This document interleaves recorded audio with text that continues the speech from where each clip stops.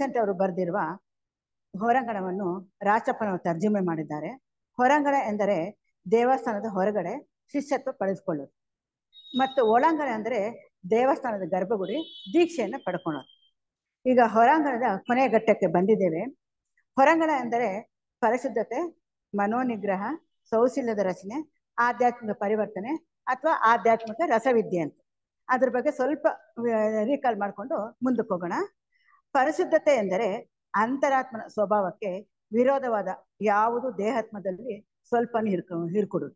ಅಂದ್ರೆ ದೇಹಾತ್ಮ ಅಂದಾಗ ಸ್ಥೂಲ ದೇಹ, ಕಾಮದೇಹ, ರೂಪ ಮನೋದೇಹ, ಮೂರು ದೇಹದಲ್ಲೂ ಕೂಡ ದೇಹಾತ್ಮ ಭಾವನೆ ಸ್ವಲ್ಪ ಕೂಡ ಇರಬಾರ್ದು ಅಂತ ಹೇಳ್ತಾರೆ. ಆಗ ಅಂತರಾತ್ಮ ಹೇಳ್ದಂಗೆ ಈ ದೇಹಾತ್ಮ ಕೇಳೋದಕ್ಕೆ ಪ್ರಾರಂಭ ಮಾಡುತ್ತೆ. ಆಗ ನಮ್ಮಲ್ಲಿ ಪರಿಶುದ್ಧತೆಯನ್ನು ಬರೋದಕ್ಕೆ ಸಾಧ್ಯವಾಗುತ್ತೆ. ಇನ್ನು ಮನಸ್ಸಿನ ಸ್ವಾಧೀನತೆ ಅಂದರೆ ಮನಸ್ಸು ತುಂಬಾ ಚಂಚಲ, ಆದರೆ ಮನಸ್ಸನ್ನು ಅಭ್ಯಾಸದಿಂದ ಮತ್ತು ವೈರಾಗ್ಯದಿಂದ ಈ ಚಂಚಲವನ್ನು ಆಸೆಗಳನ್ನೆಲ್ಲ ಆತೋಟಕ್ಕೆ ತೆಗೆದುಕೋಬಹುದು ಅಂತ ಶ್ರೀಕೃಷ್ಣ ಪರಮಾತ್ಮ ಭಗವದ್ಗೀತೆಯಲ್ಲಿ ಹೇಳಿದ್ದಾರೆ. ನಂತರ ಇಲ್ಲಿ ಎಲ್ಲಾ ಸಂದರ್ಭದಲ್ಲಿ ಹೊರಗಿನಿಂದ ಎಷ್ಟೋ ದುಷ್ಟ ಪ್ರೇರಣೆಗಳು ಬರ್ತಾ ಇದೆ. ಆದರೆ ಈ ಸಾಧಕ ಮುಂದುವರೆದಿದ್ದಾನೆ, ಪರಿಶುದ್ಧತೆ ಆಗಿದೆ, ಅವನ ಮನಸ್ಸಿನ ಸ್ವಾಧೀನತೆಗೆ ಬಂದಿದ್ದಾನೆ, ಅಂದ್ರೆ ಶಿಷ್ಯತ್ವ ಮಾರ್ಗಕ್ಕೆ ಹತ್ರ ಬಂದಿದ್ದಾನೆ. ಅದರಿಂದ ಅವನು ತಪ್ಪು ದಾರಿ ಹೋಗೋದಕ್ಕೆ ಸಾಧ್ಯನೇ ಇಲ್ಲ. ಆ ಸಾಧಕ ಏನ್ ಮಾಡ್ತಾನೆ ಅಂದ್ರೆ ಎಷ್ಟೇ ತಪ್ಪು ದಾರಿ ದುಷ್ಟಶಕ್ತಿಗಳು ಏನಾದ್ರೂ ಬಂದ್ರೂ ಕೂಡ ಅವನು ಧರ್ಮ ಮಾರ್ಗವನ್ನು ಬಿಡದೆ ಮುಂದಕ್ಕೆ ನಡೀತಾ ಇರ್ತಾನೆ. ಇನ್ನು ಸೌಶಲ್ಯದ ರಚನೆ ಅಂದ್ರೆ ಸದ್ಗುಣಗಳನ್ನೆಲ್ಲ ಮೈಗೂಡಿಸಿಕೊಳ್ಳುವುದು ಪ್ರಯತ್ನ ಮಾಡ್ತಾನೆ. ನಂತರ ಆ ಸದ್ಗುಣ ಎಷ್ಟೆಷ್ಟು ಅಳವಡಿಸ್ಕೊಂತಾನೋ ಅದ್ರ ಶಕ್ತಿಯಿಂದ ತನ್ನ ಗುರಿ ಏನು ಅಂತ ಸಂಬಂಧಪಟ್ಟ ಲೋಕ ಸೇವೆ ಮಾಡಲು ಪ್ರಯತ್ನ ಮಾಡ್ತಾನೆ. ಅಂದ್ರೆ ಅದು ಅತ್ಯವಶ್ಯಕ ಅಂತ ಚೆನ್ನಾಗಿ ಅರ್ಥ ಆಗುತ್ತೆ, ಅದನ್ನೇ ಜೀವನದಲ್ಲಿ ಅಳವಡಿಸ್ಕೊಂತಾನೆ. ಇನ್ನು ಆಧ್ಯಾತ್ಮಿಕ ಪರಿವರ್ತನೆ, ಇದು ಕಬ್ಬಿಣದಂತಹ ವಿಕಾರ ಸ್ವಭಾವವನ್ನು ಚಿನ್ನದಂತಹ ಪ್ರಶಾಂತ ಸ್ವಭಾವಗಳಲ್ಲಿ ಪರಿವರ್ತನೆ ಮಾಡತಕ್ಕ ರಸವಿದ್ಯೆ. ಅಂದ್ರೆ ನಮ್ಮ ಹಿಂದಿನ ಜನ್ಮಗಳಲ್ಲಿ ವಾಸನೆಗಳು ತುಂಬಿಕೊಂಡಿರುತ್ತೆ, ಆ ವಾಸನೆಗಳೆಲ್ಲ ಪರಿವರ್ತನೆ ಮಾಡಬೇಕು. ಅದು ಪರಿವರ್ತನೆ ಮಾಡ್ತಾ ಮಾಡ್ತಾ ಯಾವ ರೀತಿ ಕಬ್ಬಿಣ ಚಿನ್ನದಂತಾಗುತ್ತೆ ಅಂದ್ರೆ ಎಷ್ಟು ತನ್ನನ್ನ ಒಡೆದು ಮಾಡಿ ಚಿನ್ನದಂತಾಗುತ್ತೋ ಅದೇ ರೀತಿ ನಮ್ಮ ಸ್ವಭಾವನೆಲ್ಲ ಪೂರ್ತಿ ಪರಿವರ್ತನೆ ಮಾಡ್ಕೊಂಡಾಗ ನಮ್ಮಲ್ಲಿ ಪ್ರಶಾಂತತೆ ಬರುತ್ತೆ. ಅದನ್ನೇ ಆಧ್ಯಾತ್ಮಿಕ ಪರಿವರ್ತನೆ ಅಥವಾ ರಸವಿದ್ಯೆ ಅಂತ ಹೇಳ್ತೀವಿ. ಇದಿಷ್ಟು ಅಲ್ದಿರ ಇನ್ನು ಇದ್ರ ಜೊತೆಗೆ ಮೊದಲನೇ ದೀಕ್ಷೆ ಪಡ್ಕೋಬೇಕು ಅಂತಂದ್ರೆ ಪರಮಗುರು ಚರಣ ಸನ್ನಿಧಿ ಹೇಳಿರುವ ವಿವೇಕ, ವೈರಾಗ್ಯ, ಸದಾಚಾರ ಮತ್ತು ಪ್ರೇಮ, ಇವುಗಳನ್ನು ಸಾಧಕನು ತಕ್ಕ ಮಟ್ಟಿಗೆ ಇದು ಸಹ ಬೆಳೆಸ್ಕೋಬೇಕು. ಬರೀ ಪರಿಶುದ್ಧತೆ, ಈ ಹೊರಾಂಗಣದಲ್ಲಿರುವ ಪರಿಶುದ್ಧತೆ, ಸೌಶಲ್ಯದ ರಚನೆ ಮತ್ತು ಮನೋನಿಗ್ರಹ, ಆಧ್ಯಾತ್ಮ ಪರಿವರ್ತನೆ ಅಂತ ಇಷ್ಟೇ ಸಾಲದು, ಇದು ಕೂಡ ಬೇಕು. ಅದ ಹೇಳ್ತಾರೆ ಪರಮಗುರು ಚರಣ ಸನ್ನಿಧಿಯಲ್ಲಿ. ವಿವೇಕ ಎಂದರೆ ಈ ಪ್ರಾಪಂಚಿಕ ಜೀವಿತವು ಅನಿತ್ಯವಾದುದೆಂಬ ದೃಢವಾದ ತಿಳುವಳಿಕೆ ಬರಬೇಕು, ದೃಢವಾದ ಇಚ್ಛಾಶಕ್ತಿ ಇರಬೇಕು, ತಿಳುವಳಿಕೆ ಚೆನ್ನಾಗಿರ್ಬೇಕು. ಈ ತಿಳುವಳಿಕೆಯಿಂದ ಶಾಶ್ವತವಾದ ಯಾವುದು, ಅಶಾಶ್ವತ ಯಾವುದು ಅಂತ ಗೋಚರವಾಗುತ್ತೆ. ಸತ್ಯ ಯಾವುದು, ಅಸತ್ಯ ಯಾವುದು ಅಂತ ಗೊತ್ತಾಗುತ್ತೆ. ಅದನ್ನ ವಿವೇಕ ಅಂತ ಹೇಳ್ತಾರೆ.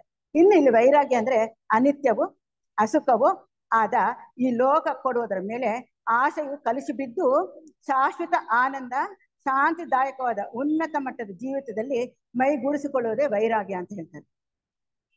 ಈ ಉದ್ದೇಶದ್ರಿಂದ ಇನ್ನು ಇದರಲ್ಲಿ 6 ಬರುತ್ತಲ್ಲ ಸದಾಚಾರದಲ್ಲಿ, ಶಮ, ಧಮ, ಅದನ್ನ ಸ್ವಲ್ಪ ನೋಡೋಣ. ಶಮ ಅಂದ್ರೆ ಮನಸ್ಸಿನ ಸ್ವಾಧೀನತೆ, ಧಮ ಅಂದ್ರೆ ಇಂದ್ರಿಯ ಸ್ವಾಧೀನ, ತಿತಿಕ್ಷೆ ಅಂದ್ರೆ ಹಿಂದಿನ ಕರ್ಮ ಅನುಸಾರವಾಗಿ ಪ್ರಾಪ್ತವಾದ ಕಷ್ಟಗಳನ್ನು ಸಂತೋಷದಿಂದ ಅನುಭವಿಸಿ ಮುಗಿಸುವುದು.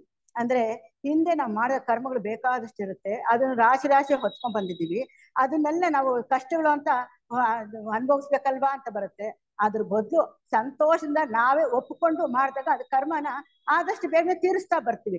ಆಗ ಅದನ್ನೇ ಹೇಳೋದು ಅವರು, ಸಂತೋಷದಿಂದ ಅದನ್ನ ಅನುಭವಿಸಿ ಮುಗಿಸ್ಬೇಕು ಅಂತ ಹೇಳ್ತಾರೆ. ಮತ್ತು ಉಪರತಿ ಅಂದರೆ ಎಲ್ಲರೊಡನೆಯೂ ಸಹನೆಯಿಂದ ವರ್ತಿಸುವುದು. ಈ ಸಹನೆಗೆ ಇನ್ನೊಂದು ವಿಷಯ ಹೇಳ್ತಾರೆ, ಭೂದೇವಿಯಷ್ಟು ಸಹನೆ ನಮ್ಮಲ್ಲಿ ಇರ್ಬೇಕಂತೆ. ಆ ಸಹನೆ ಅಷ್ಟಿದ್ದಾಗ ಮಾತ್ರ ಅದು ಉಪರತಿ ಅನಿಸ್ಕೊಳ್ಳೋಕೆ ಸಾಧ್ಯ ಆಗುತ್ತೆ ಅಂತ. ಇನ್ನು ಶ್ರದ್ಧೆ ಅಂದ್ರೆ ಯೋಗ ಪಥಕ್ಕೆ ತಕ್ಕ ಯೋಗ್ಯತೆಗಳನ್ನು ಮೈಗೂಡಿಸಿಕೊಳ್ಳುವ ಸಲುವಾಗಿ ಬಾಳುವುದು. ಇಲ್ಲಿ ಶ್ರದ್ಧೆ ಅಂದಾಗ ನಮ್ಗೆ ನಂಬಿಕೆ ಇರ್ಬೇಕು. ಯಾವಾಗ ನಮ್ಮಲ್ಲಿ ಶ್ರದ್ಧೆ ನಂಬಿಕೆ ಎರಡೂ ಇರುತ್ತೋ ಅದು ಉನ್ನತವಾದ ಭಕ್ತಿ ಆಗುತ್ತೆ. ಉನ್ನತವಾದ ಭಕ್ತಿ ಆದಾಗ ಆ ಭಕ್ತಿಯಲ್ಲಿ ತನ್ನನ್ನು ತಾನು ಅರ್ಪಣೆ ಮಾಡ್ಕೊಂತ ಬರ್ತಾನೆ. ಯಾವಾಗ ತನ್ನನ್ನು ತಾನು ಅರ್ಪಣೆ ಮಾಡ್ಕೊಂತ ಬರ್ತಾನೋ ಆಗ ಏನಾಗುತ್ತೆ, ಅಲ್ಲಿ ಪ್ರೇಮ ಅನ್ನೋದು ಉದಯವಾಗುತ್ತದೆ. ಯಾವಾಗ ಪ್ರೇಮವನ್ನು ಬರುತ್ತೋ ಅವನು ಏಕಾಗ್ರಹಿಂದ ಅವನ ಧ್ಯೇಯ ಏನು ಅಂತ ತಿಳ್ಕೊಂತಾನೆ. ಅವನಂತೆ ಅಂದ್ರೆ ಈಶ್ವರನಂತೆ ಸಮಸ್ತ ಜೀವರಾಶಿಗಳ ಮೇಲೆ ಪ್ರೇಮವನ್ನು ಬೆಳೆಸ್ಕೊಂಡು ಹೋಗ್ತಾನೆ ಮತ್ತು ತ್ಯಾಗ ರೂಪವಾದ ಸೇವೆಯನ್ನು ಮಾಡೋಕ್ಕೆ ಪ್ರಯತ್ನ ಪಡ್ತಾನೆ. ಇದು ಪ್ರೇಮದಲ್ಲಿ ಬರುವಂತದ್ದು. ಪ್ರೇಮ ಅನ್ನೋದು ಅಷ್ಟು ಇದಾಗಿ ನಾವು ಜೀವನದಲ್ಲಿ ಅಳವಡಿಸ್ಕೋಬೇಕು ಅಂತ ಹೇಳ್ತಾರೆ. ಮತ್ತು ಸಮಾಧಾನ ಅಂದಾಗೆ ತನ್ನ ಜೀವಿತಕ್ಕೆ ಸಂಬಂಧಪಟ್ಟ ಕರ್ತವ್ಯಗಳನ್ನು ನಿರ್ವಹಿಸಿದ ನಂತರ ತನ್ನ ಗಮನವೆಲ್ಲ ತನ್ನ ಧ್ಯೇಯದಲ್ಲೇ ಏಕಾಗ್ರ ಮಾಡ್ಬೇಕು ಅಂತಾರೆ. ಅಂದ್ರೆ ತನ್ನ ಧ್ಯೇಯ ಏನು ಹೇಗೆ ಅಂತ ತಿಳ್ಕೊಂಡು ಅದು ಪ್ರಕಾರ ಅವನು ಜೀವನ ನಡೆಸೋದಕ್ಕೆ ಪ್ರಯತ್ನ ಪಡ್ಬೇಕು ಅಂತ ಹೇಳ್ತಾರೆ. ಇದಿಷ್ಟು ನಾವು ಸಾಧಕನಾದವನು ಚೆನ್ನಾಗಿ ಬೆಳೆಸ್ಕೊಂಡಾಗ ಮಾತ್ರ ಅವನು ದೀಕ್ಷೆ ಪಡ್ಕೊಳ್ಳಕ್ಕೆ ಸಾಧ್ಯ ಆಗುತ್ತೆ. ಇಲ್ದ್ರೆ ಸುಮ್ಮನೆ ದೀಕ್ಷೆ ಪಡ್ಕೊಳ್ಳಕ್ಕೆ ಸಾಧ್ಯ ಇಲ್ಲ. ಇದೆಲ್ಲ ಏನಕ್ಕಪ್ಪ ಅಂತಂದ್ರೆ ಹೇಳೋದು ಅಂದ್ರೆ ಲೋಕ ಕಲ್ಯಾಣ ಸೇವೆ ಮಾಡ್ಬೇಕಾಗಿದ್ರೆ ನಮ್ಮಲ್ಲಿ ನಿಸ್ವಾರ್ಥವಾಗಿ ಮಾಡ್ಬೇಕು, ಮನಸ್ಸು ಪ್ರಶಾಂತವಾಗಿ ಇಟ್ಕೋಬೇಕು, ಸ್ವಾರ್ಥರಹಿತರಾಗಿ ಕೆಲಸ ಮಾಡ್ಬೇಕು. ಇದನ್ನೆಲ್ಲ ಎಷ್ಟೆಷ್ಟು ನಾವು ಅಳವಡಿಸ್ಕೊಂತೀವೋ ಅಷ್ಟಷ್ಟು ಯೋಗ ಪಥಕ್ಕೆ ಹತ್ರ ಆಗ್ತೀವಿ. ಅಂದ್ರೆ ಮೊದಲನೇ ದೀಕ್ಷೆ ಪಡ್ಕೊಳ್ಳಕ್ಕೆ ಸಾಧ್ಯ ಆಗುತ್ತೆ. ಇನ್ನು ಮೊದಲನೇ ದೀಕ್ಷೆ ಅಂದಾಗ ತನ್ನ ಅಂತರಾತ್ಮನು ತನ್ನ ಕೆಳಗಿನ ದೇಹಗಳನ್ನು ಪೂರ್ತಿ ಸ್ವಾಧೀನಕ್ಕೆ ತೆಗೆದುಕೊಂಡು, ಅಂದರೆ ದೇಹಾತ್ಮವು ಅಂತರಾತ್ಮವು ಒಂದಾಗಬೇಕು. ಬರೀ ಬಾಯಲ್ಲಿ ಹೇಳಿದ್ರೆ ಆಗಲ್ಲ, ಅಂತರಾತ್ಮ ಹೇಳ್ದಂಗೆ ದೇಹಾತ್ಮ ಕೇಳ್ಬೇಕು. ಅದೇ ರೀತಿ ಪುರುಷಾತ್ಮ ಹೇಳ್ದಂಗೆ ಅಂತರಾತ್ಮ ಅಥವಾ ಜೀವಾತ್ಮ ಕೇಳ್ಬೇಕು. ಅದೇ ರೀತಿ ಪರಮಾತ್ಮ ಹೇಳ್ದಂಗೆ ಪುರುಷಾತ್ಮ ಕೇಳ್ಬೇಕು. ಇದಕ್ಕೆ ಒಂದೊಂದೂ ಲಿಂಕ್ ಇದೆ. ಈ ರೀತಿ ಆದಾಗ ಮಾತ್ರ ಅವನಲ್ಲಿ ಮೊದಲನೇ ದೀಕ್ಷೆ ಪ್ರಾರಂಭ ಆಗುತ್ತೆ. ಅಂದ್ರೆ ಇಲ್ಲಿ ಮಾತ್ರ ಅಂತರಾತ್ಮ ಹೇಳ್ದಂಗೆ ದೇಹಾತ್ಮ ಯಾವಾಗ ಕೇಳುತ್ತೋ ಆಗ ಮೊದಲನೇ ದೀಕ್ಷೆ ಹತ್ರ ಬರ್ತಾನೆ. ಮೊದಲನೇ ದೀಕ್ಷೆ ಅಂದಾಗ ಆತನು ಸಾಧಕನ ಪ್ರಜ್ಞೆಯು ಭಗವಂತನ ಪ್ರಜ್ಞೆಯು ಅಥವಾ ಗುರುಗಳ ಪ್ರಜ್ಞೆಯಲ್ಲಿ ಒಂದಾಗ್ಬೇಕು. ಆ ಒಂದಾದಾಗ ಅವನಲ್ಲಿ ಏನಾಗುತ್ತೆ ಅಂದ್ರೆ ಇಲ್ಲಿ ಪ್ರಜ್ಞೆ ವಿಕಾಸವಾಗ್ತಾ ಹೋಗುತ್ತೆ. ಇವನು ಶ್ವೇತರ್ಷಿ ಸಂಘಕ್ಕೆ ಮೆಂಬರ್ ಆಗ್ತಾನೆ. ಅಷ್ಟೇ ಅಲ್ದಿರ ಇಲ್ಲಿ ಹೊಸ ಜನ್ಮ ಅಂತಾರೆ ಅಥವಾ ದ್ವಿಜತ್ವ ಅಂತ ಹೇಳ್ತಾರೆ. ಅಷ್ಟೇ ಅಲ್ದಿರ ಯಾವಾಗ ಈ ಸಾಧಕನ ಪ್ರಜ್ಞೆ ಭಗವಂತನಲ್ಲಿ ಅಥವಾ ಗುರುಗಳ ಪ್ರಜ್ಞೆಯಲ್ಲಿ ಒಂದಾದಾಗ ಆ ಪ್ರಜ್ಞೆ ಮೂಲಕ ಇಡೀ ವಿಶ್ವ ನೋಡೋದಕ್ಕೆ ಪ್ರಾರಂಭ ಮಾಡ್ತಾನೆ. ಇಡೀ ವಿಶ್ವ ಅಂದ್ರೆ ಬರೀ ಮಾನವ ಕೋಟಿದೆ ಅಲ್ಲ, ಎಲ್ಲಿಂದ ಬರ್ತಾನೆ? ಮೊದಲನೇ ಭೂತವರ್ಗ, ಎರಡನೇ ಭೂತವರ್ಗ, ಮೂರನೇ ಭೂತವರ್ಗ, ಖನಿಜ, ಸಸ್ಯ, ಪ್ರಾಣಿ, ಕಾಡು ಮನುಷ್ಯ, ಸಾಮಾನ್ಯ ಮನುಷ್ಯ, ನಿಜ ಮಾನವ, ಉತ್ತಮ ಮಾನವ, ಇಷ್ಟಾಗೋರು ಅವನ ಪ್ರಜ್ಞೆ ವಿಶಾಲವಾಗಿ ಬೆಳೆದಿರುತ್ತೆ. ಆ ಪ್ರಜ್ಞೆ ಮೂಲಕ ಇಡೀ ವಿಶ್ವ ನೋಡ್ತಾನೆ. ಆಗ ನೋಡಿದಾಗ ಅವನಲ್ಲಿ ಏನ್ ಅನ್ಸುತ್ತೆ ಅಂದ್ರೆ ಭಗವಂತನ ಚೈತನ್ಯ ಎಲ್ಲಾ ಕಡೆ ಕೆಲಸ ಮಾಡ್ತಾ ಇದೆ. ಎಲ್ಲರಲ್ಲಿರುವ ಆತ್ಮನು ಒಂದೇ, ಭಗವಂತ ಬೇರೆ ಇಲ್ಲ, ಅವ್ರಿಗೂ ಬೇರೆ ಇಲ್ಲ, ಎಲ್ಲರೂ ಒಂದೇ. ಅಲ್ಲೇನಾಯ್ತು? ಪ್ರತ್ಯೇಕತೆ ಭಾವನೆ ಹೋಯ್ತು, ಐಕ್ಯತೆ ಮನೋಭಾವನೆ ಬಂತು, ಸಹೋದರ ಭಾವನೆ ಬಂತು. ಈ ಸಹೋದರ ಭಾವನೆ ಬರೋದಕ್ಕೂ ಇನ್ನೂ ಸ್ವಲ್ಪ ಎರಡನೇ ದೀಕ್ಷೆಗೆ ಹೋಗೋಕ್ ಮುಂಚೆನೆ ಸಹೋದರ ಭಾವನೆ ಬರುತ್ತೆ. ಆ ಸಹೋದರ ಭಾವನೆಯಲ್ಲಿ ಐಕ್ಯತೆ ಮನೋಭಾವನೆ ಬರುತ್ತೆ. ಇನ್ನೂ ಅಲ್ಲಿ ಸಹೋದರತ್ವ ಅಂತ ತಿಳ್ಕೊಂಡಾಗ ಒಂದೇ ಒಂದು ಬರುತ್ತೆ. ತಂದೆ ಒಬ್ಬರೇ ಇರೋದು, ಮಿಕ್ಕಿರೋರೆಲ್ಲ ಸಹೋದರರು ಅನ್ನೋ ಭಾವನೆ ಬರುತ್ತೆ. ಈ ಭಾವನೆ ಬಂದಾಗ ನಿಜವಾದ ಸಹೋದರತ್ವ ಅನ್ನೋದು ಆಗೋದಕ್ಕೆ ಸಾಧ್ಯ ಆಗುತ್ತದೆ. ಇನ್ನು ಎರಡನೇ ದೀಕ್ಷೆ ತಗೊಳ್ಳೋಣ. ಇನ್ನು ಎರಡನೇ ದೀಕ್ಷೆ ಅಂದಾಗ ಅವನು ಸತ್ಯವನ್ನು ಯಥಾರ್ಥವಾಗಿ ನೋಡಕ್ ಪ್ರಾರಂಭ ಮಾಡ್ತಾನೆ. ಆಗ ಆ ಸತ್ಯವನ್ನು ಯಥಾರ್ಥವಾಗಿ ನೋಡೋದು ಒಂದೇ ಅಲ್ಲ, ಆಗ ಅವನಲ್ಲಿ ಏನಾಗುತ್ತೆ ಅಂದ್ರೆ 3 ಸಂಕೋಲೆಯನ್ನು ಗೆದ್ದಬೇಕು. ಮೊದಲನೇದು ಸಕಾಯಿ ದೃಷ್ಟಿ, ಅಂದ್ರೆ ದೇಹಾತ್ಮಕ್ಕೆ ಸಂಬಂಧಪಟ್ಟ ಭ್ರಾಂತಿ, ಸಂಶಯ, ಮೂಢನಂಬಿಕೆ. ಆಗ ಸಾಧಕನು ಯಾವಾಗಲೂ ಪ್ರಶಾಂತ ಸ್ಥಿತಿಯಲ್ಲೇ ಇರ್ತಾನೆ ಮತ್ತು ಸ್ವಾರ್ಥರಹಿತನಾಗಿರ್ತಾನೆ, ತ್ಯಾಗ ಮನೋಭಾವನ ಬೆಳೆಸ್ಕೊಂಡಿರ್ತಾನೆ. ಇದು ಮೊದಲನೇ ದೀಕ್ಷೆ. ಎರಡನೇ ದೀಕ್ಷೆ ಆಯ್ತು. ಇನ್ನು ಮೊದಲನೇ ದೀಕ್ಷೆ ಕಾಮಲೋಕದಲ್ಲಿ ಕಾಮ ಶರೀರದಲ್ಲಿ ಕೊಡ್ತಾರೆ. ಎರಡನೇ ದೀಕ್ಷೆ ರೂಪ ಮನೋಲೋಕದಲ್ಲಿ ಕೊಡ್ತಾರೆ. ಇನ್ನು 7 ಬಂಧನಗಳಿದೆ. ಈ 7 ಬಂಧನ ಬಿಡ್ಬೇಕಾದ್ರೆ 3ನೇ ದೀಕ್ಷೆ ಅಥವಾ 4ನೇ ದೀಕ್ಷೆ ಆಗ್ಬೇಕು. ಈ 3, 4 ದೀಕ್ಷೆಗಳಲ್ಲಿ 7 ಬಂಧನ ಬಿಡ್ಬೇಕಾಗುತ್ತೆ. ಅದು 4ನೇದು. ಈಗ 3 ಹೇಳಿದೀನಿ: ಸಂಶಯ, ಸಕಾಯಿ ದೃಷ್ಟಿ ಅಂದ್ರಾಗೆ ದೇಹಾತ್ಮ ಭಾವನೆ, 3ನೇದು ಮೂಢನಂಬಿಕೆ. ಇನ್ನು 4ನೇದು ಬಂದಾಗ ಕಾಮರಾಗ ಅಂದರೆ ವಿಷಯಾಪೇಕ್ಷೆ, ಪಠಗ ಅಂದ್ರೆ ಕೋಪ, ದ್ವೇಷ, ಕ್ರೋಧ. ಇವೆರಡು, ಆ 3 ಇವೆರಡು 5 ಬಂಧನಗಳು ಸ್ಥೂಲ ದೇಹಕ್ಕೆ ಸಂಬಂಧಪಟ್ಟಿರೋದು. ಇವು 5 ಸ್ಥೂಲ ದೇಹಕ್ಕೆ ಸಂಬಂಧಪಟ್ಟಿರೋದು. ಇನ್ನು 5 ಬಂಧನಗಳು ಅದು ಅಂತರಂಗಕ್ಕೆ ಸಂಬಂಧಪಟ್ಟಿರೋದು. ಯಾವ್ದಪ್ಪ ಅಂದ್ರೆ ರೂಪರಾಗ, ಅಂದ್ರೆ ರೂಪ ಸಹಿತ ಜೀವನದ ಮೇಲೆ ಆಸೆ ಬಿಡ್ಬೇಕು. ಒಂದೊಂದು ರೂಪದಲ್ಲಿನೂ ಎಷ್ಟೆಷ್ಟು ನಾವು ಆಸೆ ಇಟ್ಕೊಂಡಿರ್ತೀವಿ ಅದನ್ನೆಲ್ಲ ಬಿಡ್ತಾ ಬರ್ಬೇಕು. ಅರೂಪರಾಗ ಅಂದ್ರೆ ರೂಪರಹಿತ ಆಸೆಗಳನ್ನೆಲ್ಲ ಬಿಡ್ಬೇಕು. ಇನ್ನು ಮಾನೋ ಅಥವಾ ಅಹಂಕಾರ, ಉದ್ದಿಚ್ಛ ಅಂದ್ರೆ ಸಿಡುಕು, ಅವಿದ್ಯೆ, ಅಜ್ಞಾನ, ಇಂಥದನ್ನೆಲ್ಲ ನಾವು ಗೆದ್ದಿರ್ಬೇಕು ಅಥವಾ ಬಿಡಬೇಕು. ಎಷ್ಟೆಷ್ಟು ಮಾಡ್ತಾ ಬಂದ್ರೋ ಅಷ್ಟಷ್ಟು ಅವನು 3ನೇ ದೀಕ್ಷೆ ಅಥವಾ 4ನೇ ದೀಕ್ಷೆ ಬರೋದಕ್ಕೆ ಪ್ರಾರಂಭ ಮಾಡ್ತಾನೆ. ಇಷ್ಟೇ ಅಂದಿರ ಹಿಂದಿನ ವಾಸನೆಗಳೇನಾದ್ರು ಇದ್ದರೆ ಅದನ್ನು ಸಹ ತೊಳೆದು ಹಾಕಬೇಕು. ನಂತರ ಪ್ರತಿಬಂಧಕಗಳಿಗೆ ಒಳಗಾಗದೆ ದಾಸ್ಯ ಮನೋಭಾವನೆಯಿಂದಲೂ ವಿಮೋಚನೆ ಹೊಂದಿರಬೇಕು. ಅಂಶ ಅಂದಾಗ ನೀರು ಮತ್ತು ಹಾಲು ಯಾವ ರೀತಿ ಬೇರೆ ಬೇರೆ ಮಾಡುವುದು, ಹಾಲನ್ನು ಮಾತ್ರ ಹೇಗೆ ತೆಗೆದುಕೊಳ್ಳುತ್ತೋ ಹಂಸ, ಅದೇ ರೀತಿ 3ನೇ ದೀಕ್ಷೆ 4ನೇ ದೀಕ್ಷೆ ಪಡ್ಕೊಂಡ ಮಹಾನುಭಾವರು ಈ ಹಾಲನ್ನು ಮಾತ್ರ ತೆಗೆದುಕೊಂಡು ನೀರನ್ನೆಲ್ಲ ಬಿಟ್ಬಿಡ್ತಾರೆ. ಅಂದ್ರೆ ಅಲ್ಲಿ ಏನಾಗುತ್ತೆ ಅಂದ್ರೆ ಸಾಧಕನಿಗೆ ಗುರುಗಳಿಗೆ ಇರುವ ಪರಸ್ಪರ ಪ್ರೇಮ ಅಪೂರ್ವವಾದದ್ದು, ಅದು ವರ್ಣಿಸಕ್ಕೆ ಆಗೋದಿಲ್ಲ ಅಂತ ಸ್ಥಿತಿಲಿ ಇರ್ತಾರೆ. ದಿವ್ಯವಾಗಿರುತ್ತದೆ, ಪೂರ್ಣ ಪ್ರೇಮ ಯಾವಾಗಲೂ ಇರುತ್ತದೆ. ಸಾಧಕನಿಗೆ ದಿವ್ಯ ಚೈತನ್ಯ ವಿಕಾಸವಾಗುತ್ತದೆ. ವಿಶಾಲ ಪ್ರಜ್ಞೆಯಿಂದ ಇಡೀ ಲೋಕ ಸೇವೆ ಅಥವಾ ಸೂಕ್ಷ್ಮ ದೇಹದಲ್ಲಿ ಸೂಕ್ಷ್ಮ ಲೋಕಗಳಲ್ಲಿ ಹೃದಯ ಪೂರಕವಾಗಿ ತನ್ನ ಕಾರ್ಯವನ್ನು ಸಂತೋಷದಿಂದ ಮಾಡ್ತಾ ಇರ್ತಾನೆ. ಅಲ್ಲಿ ಬರೀ ಆನಂದವೇ ಇರುತ್ತದೆ. ಆ ಆನಂದ ಸ್ಥಿತಿಯಲ್ಲಿ ತಾನು ಏನ್ ಮಾಡ್ಬೇಕು, ಹೇಗ್ ಮಾಡ್ಬೇಕು ಅನ್ನೋ ವಿಷಯಗಳನ್ನ ಚೆನ್ನಾಗಿ ಅರ್ಥ ಮಾಡ್ಕೊಂತಾನೆ. ಇದಿಷ್ಟು ಕೊನೆ ಗಟ್ಟಿಗೆ ಬಂದಾಗ ಆಯ್ತು. ಇನ್ನು ಕೊನೆದು ಏನಿದೆ ಅಂತ ತಿಳ್ಕೊಳ್ಳೋಣ, ಈಗ ಪ್ರಯತ್ನ ಪಡೋಣ. ಆ ಮಹಾತ್ಮರ ಪರಿಪೂರ್ಣ ಸಾಮರ್ಥ್ಯದ ಮುಂದೆ ಆತನ ಕೆಲಸ ಮಾಡುವ ರೀತಿ ಎಷ್ಟೋ ಅಲ್ಪವಾದದ್ದು. ಈಗಾಗ ಅನ್ಸುತ್ತೆ ಅದೇ ಅರ್ಹಂತ ಪದವಿಗೆ ಬಂದಿದ್ದಾನೆ, ಅರ್ಹಂತ ಆದ್ರೂ ಅನ್ಬೋದು, ಅರ್ಹತ ಆದ್ರೂ ಅನ್ಬೋದು. ಆಗ ಬಂದಿದ್ದಾನೆ, ಆಗ ಬಂದಿದ್ರು ಕೂಡ ನೋಡ್ತಾನೆ ಆ ಮಹಾತ್ಮರು ಎಷ್ಟು ಪರಿಪೂರ್ಣವಾಗಿದೆ, ಅವ್ರ ಸಾಮರ್ಥ್ಯ ಎಷ್ಟಿದೆ. ಆದ್ರೆ ಅವ್ರ ಮುಂದೆ ನಾನು ಇಷ್ಟೆಲ್ಲ ಪಡ್ಕೊಂಡ್ ಬಂದ್ರು ಕೂಡ ಏನೇನೂ ಇಲ್ಲ, ಬರೀ ಅಲ್ಪ ಅಂತ ಆತನಿಗೆ ಆ ಸಾಧನೆ ಗೋಚರವಾಗುತ್ತದೆ. ಅಂತಹ ಉನ್ನತ ಮಟ್ಟದ ಬೆಳವಣಿಗೆಯನ್ನು ಅರ್ಹಂತನು ಕೆಲವೇ ಜನ್ಮಗಳಲ್ಲಿ ಸಾಧಿಸಬೇಕು. ಅಂದ್ರೆ ಅರ್ಹಂತ ಪದವಿ ಬರ್ಬೇಕು ಅಂದ್ರೆ ಕೆಲವೇ ಜನ್ಮಗಳಲ್ಲಿ ಸಾಧಿಸ್ಬೇಕು. ಇಲ್ಲಿ ಒಬ್ಬ ಬೇಕಾದ್ರೆ ಒಂದೇ ಜನ್ಮದಲ್ಲಿ ಬೇಕಾದ್ರೂ 4 ದೀಕ್ಷೆನೂ ಪಡ್ಕೋಬಹುದು, ಇಲ್ಲ ಅಂದ್ರೆ 7 ಜನ್ಮಗಳು ಗ್ಯಾಪ್ ಅಲ್ಲಾದ್ರೂ ಪಡ್ಕೋಬಹುದು, ಅಥವಾ ಇನ್ನೂ ನಿಧಾನ ಅಂದ್ರೆ 70 ಜನ್ಮಗಳಲ್ಲಾದ್ರೂ ಪಡ್ಕೋಬಹುದು. ಅಂದ್ರೆ ಅವನನ್ನ ಬೆಳವಣಿಗೆ ಆಗ್ತಾ ಆಗ್ತಾ ಅವನೇನಾಗುತ್ತೆ ಅಂದ್ರೆ ಅಲ್ಲಿ ಶ್ರದ್ಧೆ, ನಂಬಿಕೆ, ಲೋಕ ಸೇವೆ ಮಾಡ್ಬೇಕು ಅನ್ನೋದು ಇರೋದು, ನಿಸ್ವಾರ್ಥದಿಂದ ಇರ್ಬೇಕು ಅನ್ನೋದು, ಆ ಪ್ರೇಮ ಅನ್ನೋದು, ಎಲ್ಲರಿಗೂ ಹಂಚ್ಬೇಕು ಅನ್ನೋ ಭಾವನೆ ಅವನಲ್ಲಿದ್ದಾಗ ಅವ್ನು ಬೇಗನೆ ದೀಕ್ಷೆ ಪಡ್ಕೊಳ್ಳೋಕೆ ಪ್ರಯತ್ನ ಪಡ್ತಾನೆ. ಇಚ್ಛಾಶಕ್ತಿ ಬಲವಾಗಿ ಮಾಡ್ಕೊಂತಾನೆ. ದೃಢ ಸಂಕಲ್ಪದಿಂದ ಎಲ್ಲವನ್ನು ಮುಂದಕ್ಕೆ ಹೋದಂದ್ರೆ ಜನ್ಮ ಕಡಿಮೆ ಮಾಡ್ಕೊಂತ ಬರ್ತಾನೆ. ಆದುದರಿಂದ ದೇವಸ್ಥಾನದೊಳಗಿನ ಯೋಗಿಯ ಜೀವಿತಕ್ಕೆ ಸಂಬಂಧಪಟ್ಟ ನಿಯಮಗಳು ಅಷ್ಟು ಕಟ್ಟುನಿಟ್ಟಾಗಿರುವುದು. ಆಗ್ಲೇ ಹೇಳಿದ್ವಲ್ಲ, ಇದೆಲ್ಲ ಹೊರಾಂಗಣದಲ್ಲಿದ್ದ ಇರ್ಬೇಕಾದ್ರೆ ಅವನ್ 4 ವಿಚಾರಗಳು: ಪರಿಶುದ್ಧತೆ, ಮನೋನಿಗ್ರಹ, ಮತ್ತೆ ಶೌಶಲ್ಯದ ರಚನೆ, ಆಧ್ಯಾತ್ಮ ಪರಿವರ್ತನೆ. ಈ 4 ಜೊತೆಗೆ ಇದು ಹೇಳಿದ್ವಲ್ಲ, ಪರಮಗುರು ಚರಣ ಸನ್ನಿಧಿಯಲ್ಲಿ ವಿವೇಕ, ವೈರಾಗ್ಯ, ಸದಾಚಾರ, ಪ್ರೇಮ, ಇವಿಷ್ಟೂ ಗುಣಗಳನ್ನ ಆತ ಕಟ್ಟುನಿಟ್ಟಾಗಿ ಪಾಲಿಸಬೇಕು. ಅದನ್ನೇ ಹೇಳ್ತಾರದು. ಈ ದೇವಸ್ಥಾನದ ಒಳಗಡೆ ಯೋಗಿ ಜೀವಿತಕ್ಕೆ ಸಂಬಂಧಪಟ್ಟ ನಿಯಮಗಳು ಅಷ್ಟು ಕಟ್ಟುನಿಟ್ಟಾಗಿರುವುದು. ಅದರಿಂದ ಅಷ್ಟು ಕಟ್ಟುನಿಟ್ಟಾಗಿರುವುದು, ಆ ನಿಯಮಗಳನ್ನ ಒಂದೂ ಬಿಡಿದ್ರೆ ಎಲ್ಲಾ ಪಾಲಿಸ್ಬೇಕು. ಆದ್ರೆ ಅದರಲ್ಲಿ ಸ್ವಲ್ಪ ಇಷ್ಟಿಷ್ಟು ಪರ್ಸೆಂಟೇಜ್ ಇದ್ರೆ ಮಾತ್ರ ಮೊದಲನೇ ದೀಕ್ಷೆ ಪಡ್ಕೊಂತಾನೆ. ಇನ್ನೂ ಸ್ವಲ್ಪ ಬೆಳವಣಿಗೆ ಅಂದ್ರೆ ಇನ್ನೂ ಮುಂದಕ್ಕೆ ಹೋಗ್ತಾನೆ. ಅಂದ್ರೆ ಮೊದಲನೇ ದೀಕ್ಷೆ ಅಂದಾಗ ಚಿನ್ನದ ಬೀಗಿದ ಕೈ ಕೊಡ್ತಾನೆ. ಅಲ್ಲಿ ಚಿನ್ನದ ಬೀಗಿದ ಕೈ ಅಂದಾಗ ಜ್ಞಾನ ಭಂಡಾರ, ಜ್ಞಾನವನ್ನೇ ಹಂಚ್ತಾರೆ. ಯಾವ ರೀತಿ ಹಂಚ್ತಾರೆ? ಜ್ಞಾನ ಅನ್ನೋದು ಅಕ್ಷಯ ಪಾತ್ರೆ ಬರ್ತಾನೆ ಇರುತ್ತೆ. ಎಷ್ಟೆಷ್ಟು ಬೇಕೋ ಅಷ್ಟೆಷ್ಟು ಜ್ಞಾನ ತೆಗೆದುಕೋಬಹುದು. ಮೊದಲನೇ ದೀಕ್ಷೆ ಆದಾಗ ಸ್ವಲ್ಪ ಜ್ಞಾನ ಬರುತ್ತೆ. 2ನೇ ದೀಕ್ಷೆ ಆದಾಗ ಇನ್ನೂ ಸ್ವಲ್ಪ, ಅಂದ್ರೆ ಅಲ್ಲೂ ಚಿನ್ನದ ಬೀಗಿಕಾಯಿ ತೆಗಿತಾನೆ, ಇನ್ನೂ ಜ್ಞಾನ ಪಡ್ಕೊಂತಾನೆ. ಮತ್ತೆ 3ನೇ ದೀಕ್ಷೆ 4ನೇ ದೀಕ್ಷೆ ಬಂದಾಗ ಅಲ್ಲೂ ಜ್ಞಾನದ ಬೀಗಿಕಾಯಿ ಕೊಡ್ತಾರೆ. ಅದನ್ನ ತೆಗೆದಾಗ ಮತ್ತೆ ಇನ್ನೂ ಜ್ಞಾನ ಪಡ್ಕೊಂತಾನೆ. ಅದಕ್ಕೆ ಹೇಳಿದ್ದು ಅಕ್ಷಯ ಪಾತ್ರೆ ರೀತಿ ಜ್ಞಾನ ಬರ್ತಾ ಇರುತ್ತೆ, ಅವನು ಅಳವಡಿಸ್ಕೊಂತ ಹೋಗ್ತಾನೆ. ಯಾವ ರೀತಿ ಚೈತನ್ಯ ಬೆಳವಣಿಗೆ ಆಗ್ತಾ ಇದೆಯೋ ಅದೇ ತರನೇ ಇಲ್ಲಿ ಕೂಡ ಅವನು ಬೆಳವಣಿಗೆ ಕೂಡ, ಸಾಧಕನ ಬೆಳವಣಿಗೆ ಕೂಡ ಕೊನೆ ಇಲ್ಲ. ಆ ಚೈತನ್ಯಕ್ಕೂ ಕೊನೆ ಇಲ್ಲ, ಸಾಧಕನ ಬೆಳವಣಿಗೆಗೂ ಕೊನೆ ಇಲ್ಲ. ಅಷ್ಟೇ ಜ್ಞಾನವನ್ನು ಪಡ್ಕೊಂತ ಮುಂದೆ ಹೋಗ್ತಾ ಇರ್ತಾನೆ.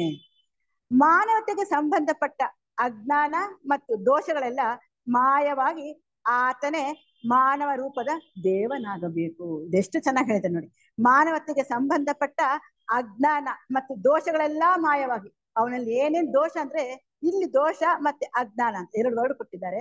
ಅಜ್ಞಾನ ಅಂದಾಗ ಅವಿದ್ಯೆ ಅಂತ ಹೇಳ್ತೀವಿ. ದೋಷ ಅಂದಾಗ ನಮ್ಮಲ್ಲಿ ಅರ್ಹಂತ ಪದವಿ ಬರೋ ಅಷ್ಟಕ್ಕೆ ನಮ್ಮಲ್ಲಿ ನಾನು ಅನ್ನೋದು ಏನೋ ಸ್ವಲ್ಪ ಶೇಷ ಏನು ಉಳಿದಿದ್ರೆ ಅದು ಕೂಡ ತೆಗ್ದಾಕ್ಬೇಕು. ಅರ್ಹಂತ ಪದವಿ ಬರುವಾಗ ಅದನ್ನು ತೆಗ್ದಾಕ್ಬೇಕು. ಈ ರೀತಿ ನಾನು ಒಂದು ಸ್ವಲ್ಪ ಅಂದ್ರೆ ಅಹಂಕಾರ ಅಲ್ಲೇನೋ ಕೂದಲೇ ಅಷ್ಟು ಇದ್ರೂ ಕೂಡ ಅವನು ಮುಂದಕ್ಕೆ ಹೋಗೋಕ್ ಸಾಧ್ಯ ಇಲ್ಲ, ಜೀವನ ಮುಕ್ತ ಆಗೋಕ್ ಸಾಧ್ಯ ಇಲ್ಲ. ಅದಕ್ಕೆ ಅರ್ಹಂತ ಪದವಿ ಬರೋ ಅಷ್ಟಕ್ಕೆ ಅದನ್ನು ಕೂಡ ತೆಗ್ದಾಕ್ಬೇಕು.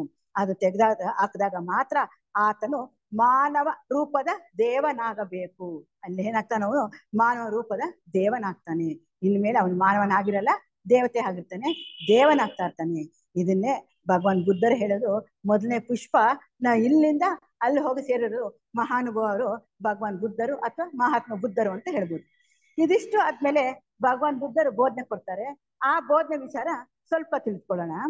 ಭಗವಾನ್ ಬುದ್ಧರು ಬೋಧಿಸಿದಂತೆ ಈ ಅಂತಿಮ ಅಂತಸ್ತಿನ ಘನತೆಯನ್ನು ಆ ದೇವಸ್ಥಾನದೊಳಗಿರುವವರು ಮಾತ್ರ ಪೂರ್ತಿ ಅರ್ಥ ಮಾಡಿಕೊಳ್ಳಬಲ್ಲರು. ಎಷ್ಟು ಜನ ನೋಡಿ ಯಾತಕ್ಕೆ ಈ ಮಾತು ಹೇಳ್ತಾರೆ ಅಂದ್ರೆ, ಇವರು ಉನ್ನತವಾದ ಯಾವಾಗ್ಲೂ ಹೇಳೋ ಮಾತುಗಳು ಅಂದ್ರೆ ಉನ್ನತವಾದ ಜ್ಞಾನ, ಉನ್ನತ ಮಟ್ಟದ ಎಲ್ಲ ವಿಚಾರಗಳು ಹೇಳ್ತಾರೆ.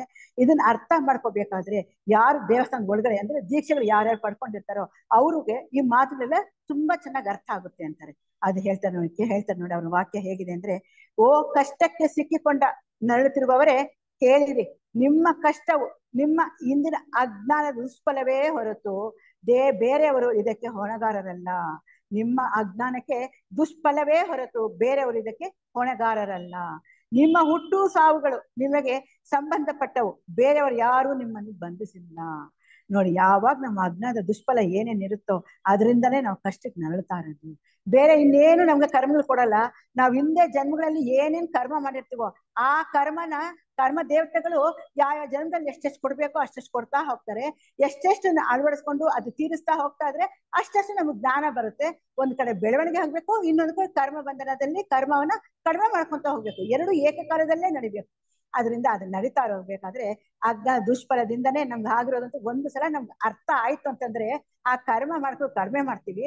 ಆ ಕರ್ಮಗಳು ಬಂದ್ರು ಕೂಡ ಸಂತೋಷದಿಂದ ತೀರಿಸ್ಬಿಡ್ತೀವಿ. ಏನಾದ್ರು ನಾನ್ ಮಾಡ್ರೆ ಕರ್ಮ ತೀರಿಸ್ಬಿಟ್ರೆ ಮುಂದೆ ಜ್ಞಾನ ತಿಳಿಸ್ಕೋಬಹುದು. ಜ್ಞಾನ ಪಡ್ಕೊಂಡ್ರೆ ಲೋಕ ಸೇವೆಗೆ ಮಾಡ್ಬೋದು, ಲೋಕ ಕಲ್ಯಾಣ ಸೇವೆ ಮಾಡ್ಬೋದು, ಅಥವಾ ಮಾನವತೀತನಾಗೋದಕ್ಕೆ ದಾರಿ ಮಾಡ್ಕೊಡುತ್ತೆ. ಈ ಭಾವನೆ ನಮ್ಮ ಬಂದಾಗ ಆ ಕರ್ಮಗಳನ್ನೆಲ್ಲ ನಾವು ಸಂತೋಷದಿಂದ ಮುಗಿಸ್ತೀವಿ. ಮತ್ತೆ ಇನ್ನು ಹೇಳ್ತಾ ನೋಡಿ, ನಿಮ್ಮ ಹುಟ್ಟು ಸಾವುಗಳು ನಿಮಗೆ ಸಂಬಂಧಪಟ್ಟವು, ಬೇರೆಯವರು ಯಾರು ನಿಮ್ಮನ್ನು ಬಂಧಿಸಿಲ್ಲ. ಇಲ್ಲಿ ಹುಟ್ಟು ಸಾವುಗಳಂದ್ರೆ ನಾವೇ ಜನ್ಮಗಳು ಬೇಕಾದಷ್ಟು ಮಾಡ್ಕೋಬಹುದು, ನಾವೇ ಜನ್ಮಗಳನ್ನ ಕಡಿಮೆ ಮಾಡ್ಕೋಬಹುದು. ಎರಡೂ ನಮ್ಮ ಕೈಯಲ್ಲೇ ಇದೆ. ಎಷ್ಟೆಷ್ಟು ಕರ್ಮ ಬಂಧನಗಳಿಂದ ವಿಮುಕ್ತಿ ಆಗ್ತಾ ಇರ್ತೀವೋ ಆ ಜನ್ಮಗಳು ಕಡಿಮೆ ಆಗ್ತಾ ಬರುತ್ತೆ, ಬೆಳವಣಿಗೆ ಆಗ್ತಾ ಬರುತ್ತೆ. ಯಾವಾಗ ನಾವು ಕರ್ಮಗಳು ಕಡಿಮೆ ಮಾಡ್ಕೊಂತ ಹೋಗ್ತೀವೋ ಆಗ ನಮ್ಮಲ್ಲಿ ಬೆಳವಣಿಗೆ ಕಡಿಮೆ ಆಗುತ್ತಾ ಹೋಗುತ್ತೆ, ಜನ್ಮಗಳು ಜಾಸ್ತಿ ಆಗ್ತಾ ಹೋಗುತ್ತದೆ. ಯಾರು ದೇವಸ್ಥಾನದೊಳಗೆ ಪ್ರವೇಶಿಸ್ತಾನೆಯೋ ಆತನಿಗೆ ಮೇಲ್ಕಂಡ ಬುದ್ಧರ ಸಂದೇಶ ಪೂರ್ತಿ ಅರ್ಥವಾಗಬಲ್ಲದು. ಯಾರು ದೇವಸ್ಥಾನ ಒಳಗಡೆ ಅಂದ್ರೆ ಗರ್ಭಗುಡಿಗೆ ಹೋಗಿರ್ತಾರೋ ಅಂತವ್ರಿಗೆ ಬುದ್ಧರ ಸಂದೇಶ ಪೂರ್ತಿ ಅರ್ಥ ಆಗುತ್ತೆ ಅಂತ ಹೇಳ್ತಾರೆ. ಆದರೆ ಈ ಪ್ರಪಂಚದ ದುಃಖಕ್ಕೆ ಅಜ್ಞಾನವೇ ಕಾರಣ. ಒಂದೇ ಮಾತಾಡೋದು, ಈ ಪ್ರಪಂಚದ ದುಃಖಕ್ಕೆ ಅಜ್ಞಾನವೇ ಕಾರಣ. ದುಃಖ ಅಂದ್ರೆ ಆಸೆ, ದುಃಖಕ್ಕೆ ಕಾರಣ ಅಂದ್ರೆ ಸ್ವಾರ್ಥ, ದುಃಖದ ಮೂಲ ಅಂದಾಗ ತೃಪ್ತಿ ಇಲ್ದಿರೋದು. ಇದನ್ನ ಬಿಡುಗಡೆ ಇಲ್ವಾ? ಖಂಡಿತ ಇದೆ ಬಿಡುಗಡೆ. ಪಂಚಶೀಲಗಳು ಮತ್ತೆ ಅಷ್ಟಾಂಗ ಪಥಗಳು ಇದನ್ನೆಲ್ಲ ಅಳವಡಿಸ್ಕೊಂಡಾಗ ನಮ್ಮಲ್ಲಿ ಅಜ್ಞಾನ ಅಂದ್ರೆ ತೊಲಗುತ್ತೆ ಅಂತ ಹೇಳೋ ಮಾತು. ಜನರು ಜೀವಿತ ಉದ್ದೇಶವನ್ನು ಅರಿತುಕೊಂಡು ಈ ಅಶಾಶ್ವತವಾದ ದುಃಖದಲ್ಲಿ ಕೊನೆಗೊಳ್ಳುವ ಸುಖಕ್ಕೆ ಸಂಬಂಧಪಟ್ಟ ಆಶೆಗಳನ್ನೆಲ್ಲ ತ್ಯಜಿಸಿ ನಿತ್ಯತ್ವದಲ್ಲಿ ಬಾಳುತ್ತಾ ಬಂದರೆ ಎಂದರೆ ಆ ದೇಹದ ಬೆಳಕಿನಲ್ಲಿ ಬಾಳುತ್ತಾ ಬಂದರೆ ಆಗ ದುಃಖವು ಕೊನೆಗೊಂಡು ಶಾಶ್ವತ ಶಾಂತಿ ಸಮಾಧಾನ ಪ್ರಾಪ್ತಿವಾಗುವುದು. ಹೇಳ್ತೇನೆ ನೋಡಿ, ಯಾವಾಗ ಈ ಜೀವನ ಯಾವಾಗ ನಮ್ಗೆ ಅಜ್ಞಾನಕ್ಕೆ ಕಾರಣತೆ ಗೊತ್ತಾಯ್ತೋ ಆ ಅಜ್ಞಾನ ಕಾರಣತೆ ಗೊತ್ತಾಗ ಜೀವಿತ ಉದ್ದೇಶಕ್ಕೆ ಏನೇನ್ ಬೇಕು ಅಂದ್ರೆ ವಿಚಾರ ಮಾಡ್ಬೇಕು. ಮೊದಲನೇದಾಗಿ ಅಶಾಶ್ವತವಾದ ದುಃಖ, ಈ ದುಃಖ ಕೊನೆಗೊಳ್ಬೇಕು. ಆದ್ರೆ ನಾವೇನ್ ಮಾಡ್ತೀವಿ, ಏನೇ ಸುಖಕ್ಕೆ ಸಂಬಂಧಪಟ್ಟಿದ್ದೋ ಭೋಗಭಾಗ್ಯ ಆಸೆಗಳನ್ನೆಲ್ಲ ಆಸೆ ಪಡ್ತೀವಿ. ಅಧಿಕಾರ ಬೇಕು, ಆಸೆ ಇದು ಬೇಕು, ಭೋಗಭಾಗ್ಯ ಬೇಕು, ಐಶ್ವರ್ಯ ಬೇಕು, ಇದನ್ನೆಲ್ಲ ಬರ್ತೀವಿ. ಇದನ್ನೆಲ್ಲ ತ್ಯಜಿಸ್ಬೇಕು ಅಂದ್ರೆ ಬಿಡ್ತಾ ಬರ್ಬೇಕು. ನಿತ್ಯತ್ವದಲ್ಲಿ ಬಾಳುತ್ತಾ ಬಂದರೆ ಎಂದರೆ ತನ್ನ ಧ್ಯೇಯದ ಬೆಳಕಿನಲ್ಲಿ ಬಾಳುತ್ತಾ ಬಂದರೆ ತನ್ನ ಗುರಿಯನ್ನು ತಿಳ್ಕೋಬೇಕು. ತನ್ನ ಧ್ಯೇಯ ಅಂತ ತಿಳ್ಕೊಂಡು ಆ ಬೆಳಕಿನಲ್ಲಿ ಅವನು ಬಾಳ್ತಾ ಬಂದ್ರೆ ದುಃಖವು ಕೊನೆಗೊಂಡು ಶಾಶ್ವತದ ಆನಂದ, ಶಾಂತಿ, ಸಮಾಧಾನ ಇವೆಲ್ಲ ಪ್ರಾಪ್ತಿಯಾಗುತ್ತದೆ. ಈ ಸತ್ಯವನ್ನು ದೇವಸ್ಥಾನದ ಪ್ರವೇಶಿಸುವವರು ಪರಿಷ್ಕಾರವಾಗಿ ಅರ್ಥ ಮಾಡಿಕೊಳ್ಳಬಲ್ಲರು. ಯಾರು ಗರ್ಭಗುಡಿಗೆ ಹೋಗ್ತಾರೋ ಅವ್ರು ಇದನ್ನೆಲ್ಲ ಚೆನ್ನಾಗಿ ಅರ್ಥ ಮಾಡ್ಕೊಂಡು ಮುಂದೆ ಹೆಜ್ಜೆ ಇಟ್ಟಿರ್ತಾರೆ. ಅದಕ್ಕೆ ಹೇಳಿದ್ರು ಮೊದಲನೇ ದೀಕ್ಷೆ ಅಂದಿದ್ದು. ಈ ಮೊದಲನೇ ದೀಕ್ಷೆ ಪಡ್ಕೊಳ್ಳೋವಾಗ ಇದನ್ನೆಲ್ಲ ಅವ್ರು ಅನುಭವಿಸಿರ್ತಾರೆ. ಸತ್ಯ ಏನು ತಿಳ್ಕೊಂಡು ಆ ಸತ್ಯ ತಿಳ್ಕೊಂಡು ಜೀವನದಲ್ಲಿ ಅಳವಡಿಸ್ಕೊಂಡು ಅದು ಮುಂದೆ ಹೋಗ್ತಾರೆ. ಆಗ ಹೋದಾಗ ಶ್ವೇತ ಸಂಘಕ್ಕೆ ಅವ್ನು ಮೆಂಬರ್ ಆಗ್ತಾನೆ. ಇದು ಸುಮ್ಮನೆ ಶ್ವೇತ ಸಂಘಕ್ಕೆ ಮೆಂಬರ್ ಆಗೋದು ಸಾಧ್ಯನೇ ಇಲ್ಲ. ಅದರ ಹೊರಗಡೆದಲ್ಲಿರುವ ನಾವು ಅದರ ಸತ್ಯವನ್ನು ಮನಗಂಡರೆ ನಮಗೂ ಕೂಡ ಜೀವಿತ ದೃಷ್ಟಿಯೇ ಬದಲಾಗಿ ಬೇನೆ ನೋವುಗಳ ವಿಷಯವಾಗಿ ಮೊದಲಿದ್ದ ನಿರಾಸೆ ಭಾವನೆ ಕಳಿಸಿ ಬಿಡುವುದು ಅಲ್ವಾ. ನಾವು ಇನ್ನೂ ಹೊರಾಂಗಣದಲ್ಲಿದ್ದೀವಿ ಅಂದ್ರೆ ಶಿಷ್ಯತ್ವಕ್ಕೂ ಕೂಡ ನಾವು ಇನ್ನೂ ಅರ್ಹತೆ ಪಡ್ಕೊಂಡಿಲ್ಲ, ಇನ್ನೂ ಕೆಳಗಿನ ಮೆಟ್ಲಲ್ಲೇ ಇದ್ದೀವಿ. ಆದ್ರೂ ಕೂಡ ಸತ್ಯ ಏನಂತ ಅರ್ಥ ಮಾಡ್ಕೋಬೇಕು. ಆ ಸತ್ಯ ಅರ್ಥ ಮಾಡ್ಕೊಂಡಾಗ ಅದು ಬೇನೆ ನೋವುಗಳು ಅಂದ್ರೆ ನಮ್ಗೆ ಯಾವ ಕಷ್ಟ ಬರ್ತದೆ, ಯಾವ ದುಃಖ ಬರ್ತದೆ, ಯಾವ ನೋವುಗಳು ಬರ್ತಾ ಇದೆ, ಯಾಕೆ ಮೈ ಹುಷಾರಿಲ್ಲ, ಯಾಕೆ ಆರೋಗ್ಯ ಚೆನ್ನಾಗಿಲ್ಲ, ಇದೆಲ್ಲ ಇದ್ದಾಗ ನಿರಾಸೆ ಭಾವನೆ ಪಡ್ಕೋಬಾರ್ದು. ನಾನ್ ಮಾಡೋದಕ್ಕೆ ನಂಗಾಗಿದೆ ಅಷ್ಟು ತಿಳ್ಕೊಂಡಾಗ ಸರಿಯಾದ ಜೀವನ ಬರುತ್ತೆ. ಆಗ ನಿರಾಸೆ ಭಾವನೆ ನಮ್ಮಲ್ಲಿ ಬರಲ್ಲ. ಅದನ್ನ ಎಷ್ಟಿದ್ರು ಮುಗಿಸೋಣ ಅಂತ ಭಾವನೆ ಬರುತ್ತೆ. ಇಷ್ಟೆಲ್ಲಾ ತಿಳ್ಕೊಂಡು ನಾವು ಇನ್ನೂ ನಿರಾಸೆ ಭಾವನೆಯಲ್ಲಿ ಇದ್ದಾವು ಅಂತಂದ್ರೆ ಇನ್ನೂ ನಮ್ಮಲ್ಲಿ ಅಜ್ಞಾನ ಇದ್ದೆ ಅಂತಾನೆ ಅರ್ಥ ಮಾಡ್ಕೋಬೇಕು. ಆದ್ರಿಂದ ನಿರಾಸೆ ಭಾವನೆ ಬಿಟ್ಟು ಇದನ್ನ ಆದಷ್ಟು ಕಳ್ಕೊಂಡು ಮುಂದಕ್ಕೆ ಹೋಗೋಣ ಅಂತ ಭಾವನೆ ನಮಗ್ ಬರ್ಬೇಕು. ಆಗ ಹೊರಗಿನ ಕಷ್ಟ ಮುಂದುವರೆದರೂ ಅಂತರಂಗಿಕವಾಗಿ ಶಾಂತಿ ಸಮಾಧಾನ ನಮ್ಮದಾಗುವು ಅಷ್ಟೇ ಅಲ್ವಾ. ಯಾವಾಗ ಹೊರಗಿನ ಕಷ್ಟ ಎಲ್ಲ ಮುಂದುವರೆದು ಕಷ್ಟ ಏನೇ ಬರ್ಲಿ, ದುಃಖ ಏನೇ ಬರ್ಲಿ, ನಮ್ಗೆ ಆರೋಗ್ಯ ಚೆನ್ನಾಗಿಲ್ದ್ರೆ ಹೋಗ್ಲಿ, ಏನೇ ಇರ್ಲಿ, ಆದ್ರೆ ಅಂತರಂಗಿಕವಾಗಿ ಶಾಂತಿ ಸಮಾಧಾನ ಇವೆರಡು ಇರುತ್ತದೆ. ಯಾತಕ್ಕೆ ಅಂದ್ರೆ ಅಲ್ಲಿ ಸ್ಥೈರ್ಯ ಇರುತ್ತೆ. ಆ ಸ್ಥೈರ್ಯ ಬಂದಾಗ ಯಾವ ಕಷ್ಟ ಬರ್ಲಿ ಅಥವಾ ಆರೋಗ್ಯ ಚೆನ್ನಾಗಿರ್ಲಿ ಕುಗ್ಗೋಗೋಲ್ಲ, ಮತ್ತೆ ಖಿನ್ನತೆಗೂ ಹೋಗಲ್ಲ. ಅಯ್ಯೋ ನನ್ನ ಅಂತರಂಗದಲ್ಲಿ ಸಮಾಧಾನ ಶಾಂತಿ ಆಗಿದ್ರೆ ಇವತ್ತು ನಾನ್ ಮಾಡೋದು ಬರ್ತಾ ಇದೆ ಅನುಭವಿಸ್ತೀನಿ, ಇದನ್ನ ಬಿಟ್ಟು ನಾನು ಮುಂದಕ್ಕೆ ಹೋಗೋಕ್ ಸಾಧ್ಯ ಇದೆ ಮಾಡ್ಬೋದು ಅಂತಂದಾಗ ಅದೇ ಸಮಾಧಾನ ಇರುತ್ತೆ, ಶಾಂತಿಯಾಗಿರುತ್ತೆ, ಮತ್ತೆ ಅಂತರಂಗ ಯಾವಾಗ್ಲೂ ಸಂತೋಷವಾಗಿರೋದಕ್ಕೆ ಸಾಧ್ಯ ಆಗುತ್ತೆ. ಇವೆಲ್ಲ ನಾವು ಮಾಡ್ಕೊಂಡಾಗ ನಮ್ಮ ಒಳಗಡೆ ಏನಾಗುತ್ತೆ ಅಂದ್ರೆ ಸಂತೋಷ ರೀತಿ ಜೊತೆಗೆ ಪ್ರೇಮ ಅನ್ನೋದು ಬರುತ್ತೆ. ಆ ಪ್ರೇಮ ಅನ್ನೋದು ಬಂದಾಗ ಹೊರಗಡೆ ಕಳಿಸೋದಕ್ಕೆ ಸಾಧ್ಯ ಆಗುತ್ತೆ. ಬರೀ ನಮ್ಮ ಕಷ್ಟಗಳು ನಮ್ಮ ನೋವುಗಳೇ ನೋಡ್ತಾ ಕೂತ್ಕೊಂಡ್ರೆ ನಮ್ಮ ಅಂತರಂಗ ಶಾಂತಿ ಇರಲ್ಲ, ಸಮಾಧಾನ ಇರಲ್ಲ, ಸಂತೋಷ ಇರಲ್ಲ, ಪ್ರೇಮನ ಹೊರಗೆ ಕಳ್ಸಕ್ಕೆ ಆಗಲ್ಲ. ಯಾವಾಗ ನಾವು ಧ್ಯಾನ ಮಾಡ್ತಾ ಮಾಡ್ತಾ ಈ ಶಾಂತಿ ಸಮಾಧಾನ ನಮಗೆ ಬರುತ್ತೋ ಆಗ ನಮ್ಮ ಒಳಗಿರೋ ಪ್ರೇಮನ ಹೊರಗಡೆ ಕಳಿಸೋದಕ್ಕೆ ಸಾಧ್ಯ ಆಗ್ತದೆ. ಯಾವಾಗ ಪ್ರೇಮ ನಾವು ಕಳಿಸ್ತೀವೋ ಇತರದ್ದೆಲ್ಲ ಇರೋದನ್ನೆಲ್ಲ ನೋಡ್ತದೆ ಅವರೆಲ್ಲಿನೂ ನಾವು ಸಹಾನುಭೂತಿಯಿಂದ ಸಹಾಯ ಸೇವೆ ಎಷ್ಟೆಷ್ಟು ನಾವು ಮಾಡ್ತಾ ಬರ್ತೀವೋ ಅಷ್ಟೆಷ್ಟು ನಮ್ಮ ಅಂತರಂಗದಲ್ಲಿ ಶಾಂತಿ ಸಮಾಧಾನ ಸಿಗುತ್ತದೆ. ಮತ್ತೆ ಎಲ್ಲ ದುಃಖಕ್ಕೂ ಅಜ್ಞಾನವೇ ಕಾರಣ. ಮತ್ತೆ ಮತ್ತೆ ಅದನ್ನೇ ಹೇಳ್ತಾ ಇದಾರೆ ಭಗವಾನ್ ಬುದ್ಧರು, ಅಜ್ಞಾನವೇ ಕಾರಣ, ಅಜ್ಞಾನವೇ ಕಾರಣ ಅಂತ ಮತ್ತೆ ಮತ್ತೆ ಹೇಳ್ತಾ ಇದ್ದಾರೆ. ಅಜ್ಞಾನವು ನಾಶವಾಗಿ ಜ್ಞಾನೋದಯವಾದರೆ ದುಃಖವು ಕೊನೆಗೊಳ್ಳುವುದು ಎಂಬ ಸತ್ಯವು ಖಚಿತವಾಗುವುದು. ಯಾತಕ್ಕೆ ಇವ್ರು ಇಷ್ಟು ಸಲ ಹೇಳ್ತಾ ಇದಾರೆ ಅಂದ್ರೆ ನಮ್ಮ ಅಜ್ಞಾನ ಅನ್ನೋದು ಒಂದು ದಿನಕ್ಕೆ ಒಂದು ಜನ್ಮಕ್ಕೆ ಹೋಗೋದಂಥದ್ದಲ್ಲ, ಜನ್ಮಗಳೇ ಬೇಕು. ಈ ಜನ್ಮಗಳಲ್ಲಿ ಅಜ್ಞಾನ ನಾಶವಾದಾಗ ನಮ್ಗೆ ಜ್ಞಾನೋದಯವಾಗುತ್ತದೆ, ದುಃಖ ಅನ್ನೋದು ಕೊನೆಗೊಳ್ಳುತ್ತದೆ ಎಂಬ ಸತ್ಯದ ಖಚಿತ ಅಂದ್ರೆ ಸತ್ಯವಾದ ಅರಿವು ನಮ್ಗೆ ಗೋಚರವಾಗ್ತಾ ಬರುತ್ತದೆ. ಇನ್ನು ದೇವಸ್ಥಾನದೊಳಗೆ ಜೀವಿತಕ್ಕೆ ಸಂಬಂಧಪಟ್ಟ ದೊಡ್ಡ ಸೌಲಭ್ಯವು ಏನೆಂದರೆ ಪ್ರಜ್ಞೆಯು ಜನ್ಮದಿಂದ ಜನ್ಮಕ್ಕೆ ಒಂದೇ ಸಮಯ ಮುಂದುವರೆಯುವುದು, ಸಾವಿನಿಂದ ಯಾವ ಧಕ್ಕೆಯೂ ಅದಕ್ಕೆ ಉಂಟಾಗುವುದಿಲ್ಲ.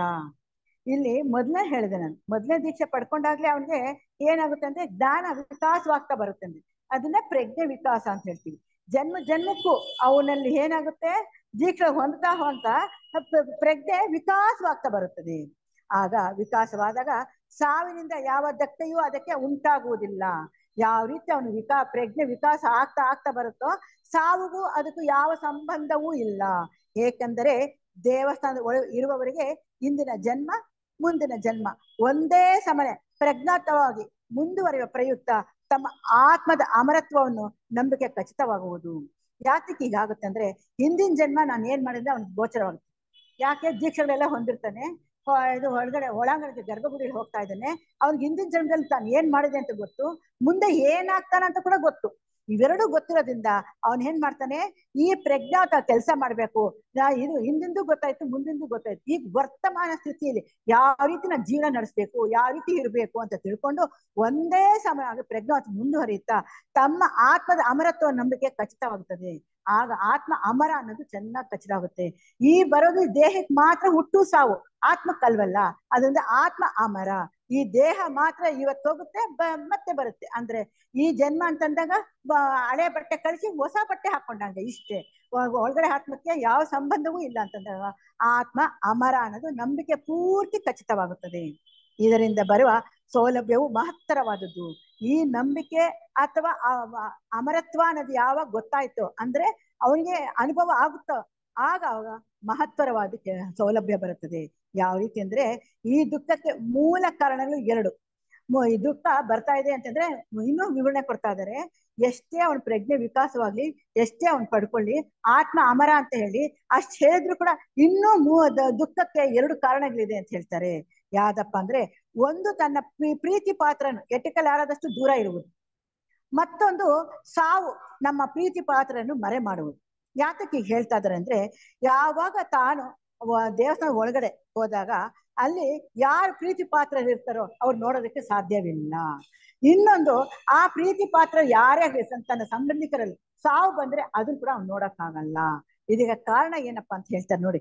ನಮ್ಮ ಪ್ರೀತಿ ಪಾತ್ರನ್ನು ಮರೆ ಮಾಡುವುದು ದೇವಸ್ಥಾನದ ಒಳಗಕ್ಕೆ ಹೋಗ್ರ ಯೋಗಿಯ ದೃಷ್ಟಿಗೆ ಇವೆರಡು ಇಲ್ಲದಂತಾಗುತ್ತದೆ. ಯೋಗಿ ಒಳಗಡೆ ಹೊಟ್ಟೋದ್ಮೇಲೆ ಅವನ್ಗೆ ಅವೆರಡೂ ಬೇಕಾಗಿಲ್ಲ. ಯಾತಕ್ಕೋಸ್ಕರ ಅವ್ನ್ ಬೇಕಾಗಿಲ್ಲ ಅಂದ್ರೆ ಅವ್ನ್ ನೋಡ್ತಾ ಇರೋದು ಭಗವಂತನ ಪ್ರಜ್ಞೆ ಅಥವಾ ಗುರುಗಳ ಪ್ರಜ್ಞೆ ದೃಷ್ಟಿಯಿಂದ ನೋಡ್ತಾ ಇರೋಗೆ ಈ ಸಾವು ಶಾಶ್ವತ ಅಲ್ಲ, ಮತ್ತು ನನ್ನಿಂದ ಎಲ್ಲಿ ಸಂಬಂಧಿಗಳು ದೂರವಾಯ್ತೋ ಅದು ಕೂಡ ಶಾಶ್ವತವಲ್ಲ, ಇವತ್ತಲ್ಲ ನಾಳೆ ಮತ್ತೆ ಅವರು ನಾವು ಭೇಟಿ ಆಗ್ಬೋದು ಅನ್ನೋ ಭಾವನೆಯಲ್ಲಿ ಅವನಲ್ಲಿರುತ್ತದೆ. ದೇವಸ್ಥಾನದ ಒಳಗಡೆ ಹೋಗಿರುವ ಯೋಗಿಯ ದೃಷ್ಟಿಗೆ ಇವೆರಡೂ ಇಲ್ಲದಂತಾಗುತ್ತದೆ. ಒಂದೊಂದು ವೇಳೆ ಆತನು ತನ್ನ ಮೇಲ್ಮಟ್ಟದ ಪ್ರಜ್ಞೆಯನ್ನು ಜಾಗೃತ ಪ್ರಜ್ಞೆಯೊಳಗೆ ಅಭಿವ್ಯಕ್ತಿ ಮಾಡಿಕೊಳ್ಳದೆ ಇರುವಂತಹ ಸಂದರ್ಭದಲ್ಲಿ ತಾತ್ಕಾಲಿಕವಾದ ಅಗಲಿಕೆಯ ಕಾರ್ಮೋಡವು ಆತನ ಮನಸ್ಸನ್ನು ಕವಿಯಬಹುದು.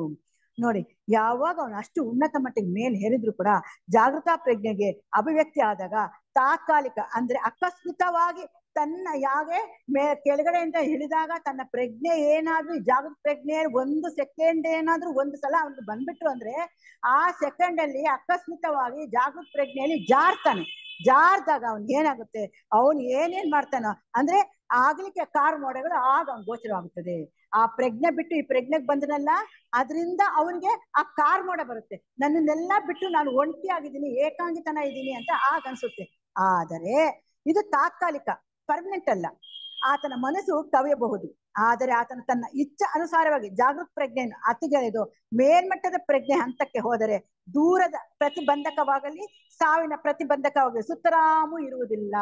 ಯಾವಾಗ ಇದನ್ನ ನೋಡಿ ಮಾಡಿ ಅಕಸ್ಮಿತವಾಗಿ ಬಂದಿರೋದು ಇದನ್ನ ಇಲ್ಲೇ ಬಿಡ್ಬೇಕು, ನನಗೆ ಉನ್ನತ ಮಟ್ಟದಲ್ಲಿ ಕೆಲಸಗಳಿದೆ, ಉನ್ನತ ಲೋಕದಲ್ಲಿ ನಾನು ಜೀವನ ನಡೆಸ್ಬೇಕು, ಇಲ್ಲಲ್ಲ ಅಂತಂದು ಒಂದು ಸಲ ಅವನಿಗೆ ಇಚ್ಛೆ ಅನುಸಾರವಾಗಿ ದೃಢವಾದ ಸಂಕಲ್ಪ ತಗೊಂಡು ಇಚ್ಛೆಯನ್ನು ದೃಢವಾಗಿ ಮಾಡ್ಕೊಂಡು ಜಾಗೃತ ಪ್ರಜ್ಞೆ ಎಂದು ಪಕ್ಕಕ್ಕೆ ತೊಳೆದು ಮೇಲ್ಮಟ್ಟಕ್ಕೆ ಹೋದಾಗ ದೂರದ ಪ್ರತಿಬಂಧಕವಾಗ್ಲಿ ಸಾವಿನ ಪ್ರತಿಬಂಧವಾಗ್ಲಿ ಸುತ್ತರಾಮು ಇರುವುದಿಲ್ಲ. ಆಗ ಅವ್ನಿಗೆ ಯಾವುದು ಅಂಟ್ಕೊಳ್ಳೋದಿಲ್ಲ. ಇಲ್ಲಿ ಜಾಗೃತ ಪ್ರಜ್ಞೆಯಲ್ಲಿ ಅವನು 1 ಸೆಕೆಂಡ್ ಏನಾದ್ರೂ ಕೆಳಗೆ ಜಾರ್ದಾಗ ಅವನು ಅನಿಸುತ್ತೆ ವಿನಃ ಅದೇ ಉನ್ನತ ಮಟ್ಟಕ್ಕೆ ಹತ್ತಿದಾಗ ತಕ್ಷಣನೇ ಅವ್ನು ತಿದ್ದುಕೊಂತಾನೆ. ಅವನು ಇದೇ ಜಾಗೃತ ಪ್ರಜ್ಞೆಯಲ್ಲಿ ಅವ್ನು ಇರೋದಿಲ್ಲ, ಏನೋ 1 ಸೆಕೆಂಡ್ ಬಂದಿರ್ಬೋದು ಅಷ್ಟೇ, ಅಷ್ಟೊಳಗೆ ಅವ್ನು ಬಂದ್ರು ತಕ್ಷಣ ಅವ್ನು ಪರಿವರ್ತನೆ ಆಗ್ತಾನೆ. ಪರಿವರ್ತನೆ ಆಗೋದಕ್ಕೆ ಅವ್ನು ಏನ್ ಮಾಡ್ತಾನೆ, ಇಚ್ಛಾನುಸಾರವಾಗಿ ಇಚ್ಛಾಶಕ್ತಿ ಬಲ ಮಾಡ್ಕೊಂತಾನೆ, ದೃಢವಾದ ಸಂಕಲ್ಪ ಮಾಡ್ಕೊಂತಾನೆ. ಉನ್ನತ ಮಟ್ಟಕ್ಕೆ ಹೇರಿದಾಗ ಇವೆರಡು ಅವನಿಗೆ ಯಾವುದು ತಾಟೋದಿಲ್ಲ. ಅದಕ್ಕೋಸ್ಕರನೇ ಇದು ನಿಯಮಗಳು ಕಟ್ಟುನಿಟ್ಟಾಗಿ ನಾವು ಪಾಲಿಸ್ಬೇಕು ಅಂತ ಹೇಳೋದು. ಅದಕ್ಕೋಸ್ಕರ ಪ್ರತಿಯೊಂದು ನಿಯಮಗಳನ್ನ ನಮ್ಮಲ್ಲಿ ಏನೇನ್ ಕೊಟ್ಟಿದ್ದೋ ಹೊರಾಂಗಣದಲ್ಲಿ ಪರಮಗುರು ಚರಣ ಸನ್ನಿಧಿಯಲ್ಲಿ ಏನೇನ್ ನಿಯಮಗಳು ಕೊಟ್ಟಿದ್ದಾರೋ ಅದಷ್ಟನ್ನು ಅಳವಡಿಸೋ ಪ್ರಯತ್ನ ಪಡ್ಬೇಕು. ಇನ್ನು 3-4 ದೀಕ್ಷೆ, 2ನೇ ದೀಕ್ಷೆ ಅಂದಾಗ ಮೌನವಾಣಿಯಲ್ಲಿ ಅಧ್ಯಯನ ಮಾಡ್ಬೇಕು, 3-4 ಅಂದ ಮಾರ್ಗಜ್ಯೋತಿ ಅಧ್ಯಯನ ಮಾಡ್ಬೇಕು. ಅದನ್ನೆಲ್ಲ ಮಾಡಿದಾಗ ಏನೇನು ಇದು ನಿಯಮಗಳಿದೆಯೋ ಅದನ್ನ ಅಷ್ಟು ಪಾಲಿಸ್ಕೊಂಡಾಗ ಮಾತ್ರನೇ ನಾವು ಜೀವನ್ಮುಕ್ತ ಕಡೆಗೆ ಹೋಗೋದಕ್ಕೆ ಸಾಧ್ಯ ಆಗುತ್ತದೆ. ಅಂತಹವನಿಗೆ ದೂರ ಪ್ರದೇಶ ಅಥವಾ ಸಾವು ಯಾವ ಪರಿಣಾಮವನ್ನು ಉಂಟು ಮಾಡಲಾರವು. ಯಾವ ಇಚ್ಛಾಶಕ್ತಿ ಬಲ ಮಾಡ್ಕೊಂಡು ಉನ್ನತ ಮಟ್ಟಿಗೆ ಹೇರ್ತಾನೋ ಆಗ ಅವನಿಗೆ ಯಾವ ಪ್ರದೇಶದಲ್ಲಿ ಇರಲಿ, ಎಲ್ಲೇ ಇರಲಿ, ಹೇಗೆ ಇರಲಿ, ಸಾವು ಅಥವಾ ಇನ್ನು ಯಾವ್ದಾದ್ರು ವಿಷಯಗಳಾಗ್ಲಿ ಅವನಿಗೆ ಯಾವ್ದು ಸುತ್ತರಾಮು ಅಂಟ್ಕೊಳ್ಳೋದಿಲ್ಲ. ಇಷ್ಟೇ ಅಲ್ಲದೆ ಆತನ ಮುಂದಿನ ಜನ್ಮಗಳಲ್ಲಿ ಯೋಗ ಪಥದಲ್ಲಿ ಮುಂದಿನ ಪ್ರಗತಿಯನ್ನು ಸಾಧಿಸಬಹುದು. ಈ ರೀತಿ ಆದ್ಮೇಲೆ ಅವನು ಮುಂದಿನ ಜನ್ಮದಲ್ಲಿ ಯೋಗ ಪಥವನ್ನು ಚೆನ್ನಾಗಿ ಪ್ರಗತಿಯನ್ನು ಸಾಧಿಸ್ತಾ ಹೋಗ್ಬೋದು. ಏಕೆಂದರೆ ಆತನ ಪ್ರತಿ ಹಿಂದಿನ ಜನ್ಮದಲ್ಲಿಯೂ ಎಷ್ಟು ಅಭಿವೃದ್ಧಿ ಸಾಧಿಸಿದನೋ ಅಲ್ಲಿಂದ ಮುಂದಕ್ಕೆ ಏನು ಮಾಡಬೇಕೆಂಬ ಪ್ರಜ್ಞಾಪೂರ್ವಕವಾಗಿ ಹುಟ್ಟುತ್ತಾನೆ. ಇದು ತುಂಬಾ ಇಂಪಾರ್ಟೆಂಟ್. ಯಾತಕ್ಕೆ ಅಂತಂದ್ರೆ ಇಲ್ಲಿ ಇವನು ಬೆಳವಣಿಗೆ ಆಗ್ತಾ ಚೌಹಾನರು ಎಲ್ಲಿ ಈ ಸಾಧಕನ ಹುಟ್ಟಿಸ್ಬೇಕು, ಎಲ್ಲಿ ಮಾಡ್ಬೇಕು ಅಂತ ತಿಳ್ಕೊಂಡು ಅಂತ ಮನೆಗಳಲ್ಲಿ ಹುಟ್ಟಿಸಿ ಇನ್ನೊಂದು ಜನ್ಮ ಕೊಡ್ಬೇಕಾದ್ರೆ ಅಂತ ಮನೆಗಳಲ್ಲಿ ಹುಟ್ಟಿಸಿ ಮಾಡಿ ಅವರಿಗೆ ಆಧ್ಯಾತ್ಮಿಕ ಮಾರ್ಗದಲ್ಲಿ ಹೋಗೋದಕ್ಕೆ ದಾರಿ ಮಾಡ್ಕೊಡ್ತಾರೆ. ಮತ್ತು ಆಧ್ಯಾತ್ಮಿಕ ಮುಂದುವರಿಯೋದು ಒಂದೇ ಅಲ್ಲ, ಅದ್ರ ಜೊತೆಗೆ ತನ್ನ ಪರಿಸರ ವಾತಾವರಣ ಅಂತ ಊರುಗಳಲ್ಲಿ ಎಲ್ಲ ಹುಟ್ಟಿಸಿ ಅವನಿಗೆ ತುಂಬಾ ಅನುಕೂಲ ಮಾಡಿಕೊಟ್ಟು, ಯಾಕೆ ಮುಂದೆ ಆತ ಬೋಧಕನ ಆಗ್ಬೋದು ಅಥವಾ ಯೋಗಿ ಆಗ್ಬೋದು ಅಥವಾ ಲೋಕ ಸೇವೆ ಮಾಡೋನ್ ಆಗ್ಬೋದು. ಆದ್ರಿಂದ ಅವನಿಗೆ ಎಲ್ಲ ಏನೇನ್ ಬೇಕೋ ಅದನ್ನೆಲ್ಲ ಮಾಡಿಕೊಟ್ಟು ಅವನ್ ದಾರಿ ಮಾಡ್ಕೊಡ್ತಾರೆ. ಅನೇಕರಿಗೆ ಜೀವಿತ ಉದ್ದೇಶ ಗೊತ್ತಿಲ್ಲದೆ ಪ್ರಜ್ಞಾಪೂರ್ವಕವಾಗಿ ಅನೇಕರ ಜೀವಿತ ಉದ್ದೇಶ ಗೊತ್ತಿಲ್ಲದೆ ಇರೋದ್ರಿಂದ ಕಾಲವನ್ನು ವ್ಯರ್ಥವಾಗಿ ಕಳೆಯುತ್ತಾರೆ. ಇದಕ್ಕೆ ಅನೇಕರ ಜೀವಿತ ಉದ್ದೇಶ ಗೊತ್ತಿಲ್ಲದೆ ಇರುವುದು ಕಾಲವನ್ನು ವ್ಯರ್ಥವಾಗಿ ಕಳೆಯುತ್ತಾರೆ. ನಮ್ಮಂತವರಿಗೆ ಅಂದ್ರೆ ನಾವು ಸ್ವಲ್ಪ ತಿಳ್ಕೊಂಡಿದೀವಿ, ಇನ್ನು ಸಾಮಾನ್ಯ ಮನುಷ್ಯರು ಈ ಜೀವಿತ ಉದ್ದೇಶ ಯಾವ ರೀತಿ ತಿಳ್ಕೊಂಡಿದ್ರೆ ಕಾಲವನ್ನು ವ್ಯರ್ಥವಾಗಿ ಕಳೀತಾ ಇದ್ದಾರೆ.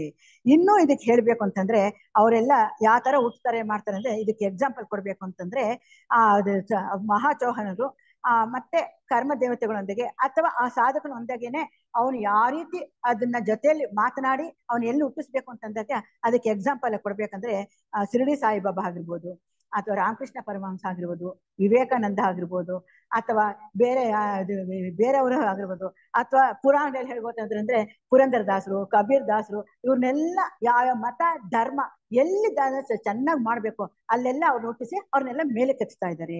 ಇದನ್ನೆಲ್ಲ ಮಾಡ್ತಾ ಇದ್ದಾರೆ. ಅಷ್ಟೇ ಅಲ್ದಿರ ನಮ್ಮಲ್ಲಿ ಕೂಡ ಯೋಗಿ ಲೆಡ್ಬಿಟ್ಟರು, ಅನಿ ಬೆಸೆಂಟಮ್ಮ, ಜೆ ಕೃಷ್ಣಮೂರ್ತಿ, ಬ್ಲಾವಸ್ಕಿ ಅಮ್ಮ ಇವರೆಲ್ಲ ಕೊಡುಗೆ ಕೊಟ್ಟಿದ್ದು ಇವತ್ತು ನಮ್ಮ ಪುಸ್ತಕಗಳನ್ನ ನಾವು ಓದ್ತಾ ಇದ್ದೀವಿ. ಇಲ್ಲ ಅವ್ರ ಪುಸ್ತಕ ಕೊಡದೇ ಇದ್ರೆ, ಅವ್ರ ದಿವ್ಯ ದೃಷ್ಟಿಯಿಂದ ನೋಡಿ ಆ ಬೋಧನೆ ಕೊಡದೇ ಇದ್ರೆ ನಾವು ಕೂಡ ಮುಂದುವರಿಯಕ್ಕೆ ಸಾಧ್ಯನೇ ಆಗ್ತಾ ಇರ್ಲಿಲ್ಲ. ಅದಕ್ಕೆ ಹೇಳೋದು ಅಲ್ಲಿಂದ ಮುಂದಕ್ಕೆ ಏನು ಮಾಡಬೇಕೆಂಬ ಪ್ರಜ್ಞಾಪೂರ್ವಕವಾಗಿ ಹುಟ್ಟುತ್ತಾನೆ ಅಂದ್ರೆ ಇದನ್ನೇ. ಆ ರೀತಿ ಹುಟ್ಟಿ ಆ ಮತ ಧರ್ಮ ಉದ್ಧಾರ ಆಗೋದಕ್ಕೆ ದಾರಿ ಮಾಡ್ಕೊಡ್ತಾರೆ. ಇದನ್ನೇ ಅವ್ರು ಹೇಳ್ತಾ ಇರೋದು.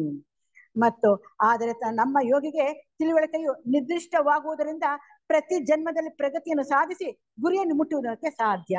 ಅದೇ ಅಂದಿದ್ದು. ಯಾವಾಗ ಅವನಿಗೆ ಕಡೆ ಜ್ಞಾನ ಬರ್ತಾ ಇದ್ರೆ ಅದನ್ನ ಜ್ಞಾನನ ಅಭಿವೃದ್ಧಿ ಮಾಡ್ಕೊಂತ ಪ್ರತಿ ಜನ್ಮದಲ್ಲಿ ಪ್ರಗತಿಯನ್ನು ಸಾಧಿಸಿ ಗುರಿ ಮುಟ್ಟೋದಕ್ಕೆ ಪ್ರಾರಂಭವಾಗುತ್ತೆ. ಅಂದ್ರೆ ಪ್ರಾರಂಭ ಅನ್ನೋದಕ್ಕೆ ಮುಂಚೆ ಗುರಿ ಮುಟ್ತಾನೆ ಅಂತ ಹೇಳಿದ್ರು ಪರವಾಗಿಲ್ಲ. ಹಾಗೆ ಮಾಡದೆ ಪಥವನ್ನು ಬಿಟ್ಟು ಜಾರುವುದಕ್ಕೂ ಪ್ರಗತಿಯನ್ನು ಸಾಧಿಸದೆ ಇದ್ದ ಕಡೆ ತಟಸ್ಥನಾಗಿರುವುದು ಆತನೇ ಜವಾಬ್ದಾರಿ. ಅದಕ್ಕೆ ಹೇಳಿದಾಗ್ಲೇ ಒಂದೇ ಜನ್ಮದಲ್ಲಿ 4 ದೀಕ್ಷೆಗಳಾದ್ರೂ ಪಡ್ಕೋಬಹುದು, ಅಥವಾ 7 ಜನ್ಮದಲ್ಲಿ 4 ದೀಕ್ಷೆ ಪಡ್ಕೋಬಹುದು, ಅಥವಾ ತಟಸ್ಥನಾಗಿ ಇದ್ದುಕೊಂಡು 70 ಜನ್ಮದಲ್ಲಿ ದೀಕ್ಷೆಯನ್ನು ಪಡ್ಕೋಬಹುದು. ಎಲ್ಲವೂ ಅವನ ಕೈಯಲ್ಲೇ ಇದೆ ಅಂತ ಹೇಳೋದು ಇದಕ್ಕೋಸ್ಕರನೇ. ಎಲ್ಲದಕ್ಕಿಂತ ಹೆಚ್ಚಿನ ಸೌಲಭ್ಯವೇನೆಂದರೆ ಮಹಾತ್ಮರ ಸತ್ಸಂಗ ದೊರೆತು ಅವರ ನೇತೃತ್ವದಲ್ಲಿ ಆತನ ಜೀವಿತ ಅನುಷ್ಠಾನವು ಮುಂದುವರಿಯುವುದರಿಂದ ಆತನ ಸದಾ ಆಧ್ಯಾತ್ಮಿಕ ಬೆಳಕಿನಲ್ಲಿ ನಡೆಯಲು ಅನುಕೂಲವಾಗುತ್ತದೆ. ನೋಡಿ, ಯಾವಾಗ ಈ ರೀತಿ ಅವನ ಪ್ರಗತಿ ಒಂದೇ ಸಮನೆ ಸಾಧನೆ ಆಗ್ತಾ ಬರುತ್ತೋ ಆಗ ಮಹಾತ್ಮನ ಸತ್ಸಂಗ, ಯಾವಾಗಲೂ ಮಹಾತ್ಮರ ಜೊತೆಯಲ್ಲೇ ಇರ್ತಾರೆ. ಮತ್ತು ಸತ್ಸಂಗ ಎರಡೂ ಅವನಲ್ಲಿ ಆಗುತ್ತೆ. ಇಂಥ ನೇತೃತ್ವದಲ್ಲಿ ಜೀವಿತ ಅನುಷ್ಠಾನ ಮಾಡ್ತಾ ಇದ್ರೆ ಅವನು ಯಾವಾಗಲೂ ಆಧ್ಯಾತ್ಮಿಕ ಬೆಳವಣಿಗೆ ಆಗೋದಕ್ಕೆ ಸಾಧ್ಯವಾಗುತ್ತದೆ. ಹಿಂದೆ ದೇಹಾತ್ಮ ದೃಷ್ಟಿಗೆ ಕವಿಯುತ್ತಿದ್ದ ಮಾಯೆಯು ಆ ಬೆಳಕಿನ ಅಡ್ಡಿಯಾಗದಂತೆ ದೂರ ಸರಿಯುತ್ತದೆ. ಯಾವಾಗ ಒಂದೇ ಸಮನೆ ಬೆಳವಣಿಗೆ ಆಗ್ತಾ ಬರುತ್ತೋ ಆಗ ದೇಹಾತ್ಮ ದೃಷ್ಟಿ ಕವಿದಿದ್ದ ಮಾಯೆಯನ್ನು ಬಿಟ್ಟು ಹೋಗುತ್ತೆ. ಅಂದ್ರೆ ಅಂತರಾತ್ಮ ಮಾಯೆ ತೊಲಗುತ್ತೆ. ಯಾವಾಗ ತೊಲಗುತ್ತೋ ಅಲ್ಲಿ ಸತ್ಯ, ಅರಿವು, ಪ್ರೇಮ ಈ 3 ಗುಣಗಳು ಹೊರಗಡೆ ಬರುತ್ತದೆ. ಈ 3 ಬಂದಾಗ ಅಲ್ಲಿ ಅವನಿಗೆ ಸತ್ಯದ ಸ್ಥಿರವಾದ ಹಾದಿಯನ್ನು ಇಡುತ್ತಾನೆ. ಅಂದ್ರೆ ಯಥಾರ್ಥ ಸತ್ಯ ಏನು ಅಂತ ತಿಳ್ಕೊಂಡು ಅದು ದಾರಿ ನೋಡ್ಕೊಳ್ಕೊಳ್ಳೋಕೆ ಅವನು ಇಚ್ಛಾಶಕ್ತಿಯಿಂದ ಗಟ್ಟಿಯಾಗಿ ಇಟ್ಕೊಂತಾನೆ. ಆದ್ದರಿಂದ ಜಾರಿ ಬೀಳುವಂತ ಪ್ರೇರಿಸತಕ್ಕ ಕೆಟ್ಟ ಪರಿಸ್ಥಿತಿಗಳು ಆತನ ಮೇಲೆ ಯಾವ ಪರಿಣಾಮವನ್ನೂ ಬೀರಲಾರವು. ಆದ್ರಿಂದಾನೇ ಹೇಳ್ತಾ ಇರೋದು, ಎಷ್ಟೇ ಇದು ಮಾಡಿದ್ರು ಜಾರಿ ಬೀಳುವಂತದಿಲ್ಲ. ಅಲ್ಲಿ ಮಾಯ ಗೆದ್ದಿರ್ತಾನೆ. ಯಾವಾಗ ಮಾಯ ಗೆದ್ದಿರ್ತಾನೋ ಅವನಲ್ಲಿ ಮಾಯ ಗೆದ್ದಾಗ ಪ್ರೇಮ ಇರುತ್ತೆ, ಅರಿವು ಇರುತ್ತೆ, ಯಥಾರ್ಥ ಸತ್ಯ ಇರುತ್ತೆ. ಈ ಎಲ್ಲಾ ಸತ್ಯನ ನೋಡ್ಕೊಂಡಾಗ ಅವನು ಜಾರಿ ಬೀಳುವಂತ ಪ್ರಯತ್ನವೇ ಇರೋದಿಲ್ಲ, ಪ್ರಮೇಯವೇ ಇರೋದಿಲ್ಲ. ಆತನ ಪ್ರಗತಿಯು ಅವಿಚ್ಛಿನ್ನವಾಗಿ ಮುಂದುವರಿಯುತ್ತಾ ಹೋಗ್ತದೆ. ಒಂದೇ ನಿಮಿಷ ಬಿಡದಿರ ಅದ್ ನಡೀತಾ ಹೋಗ್ತಾ ಇರುತ್ತೆ ಪ್ರಗತಿಯು. ಏಕೆಂದರೆ ಮಹಾತ್ಮರ ಆಶೀರ್ವಾದದ ಜೊತೆಗೆ ಅಜ್ಞಾನ ಕಾರ್ಮೋಡಗಳು ಕರಗಿ ಹೋಗಿ ಬೆಳಕು ಉದಯವಾಗುತ್ತದೆ. ಮಹಾತ್ಮರ ಆಶೀರ್ವಾದ ಇದೆ, ಭಗವಂತನ ಅನುಗ್ರಹ ಇದೆ. ಇವೆರಡೂ ಇರ್ಬೇಕಾದ್ರೆ ಅಜ್ಞಾನದ ಕಾರ್ಮೋಡಗಳೆಲ್ಲ ಕರಗಿ ಬೆಳಕು ಉದಯವಾಯಿತು. ಅಂದ್ರೆ ಯಥಾರ್ಥ ಸತ್ಯ ಅಲ್ಲಿ ಉದಯವಾಯಿತು. ಯಥಾರ್ಥ ಸತ್ಯ ನೋಡೋದಕ್ಕೆ ಅವನಿಗೆ ಗೋಚರವಾಯಿತು, ಅಂದ್ರೆ ಅನುಭವ ಆಯಿತು. ಯಾವಾಗ ಅವನಲ್ಲಿ ಮಿಣುಕು ಅಂತ ಇತ್ತು ಬೆಳಕು, ಈಗ ಯಥಾರ್ಥವಾಗಿ ಪ್ರಕಾಶಮಾನವಾಗಿ ಬೆಳೆಯೋದಕ್ಕೆ ಪ್ರಾರಂಭ ಆಯಿತು. ಮಾನವತೆಯ ದೌರ್ಬಲ್ಯಗಳು ನಿಶೇಷವಾಗಿ ಕಲಿಸಿ ಬಿಡುತ್ತದೆ. ಅವನಲ್ಲಿ ಏನೇನು ದೌರ್ಬಲ್ಯ ಇತ್ತೋ ಎಲ್ಲನೂ ಹೊರಟೋಗುತ್ತದೆ.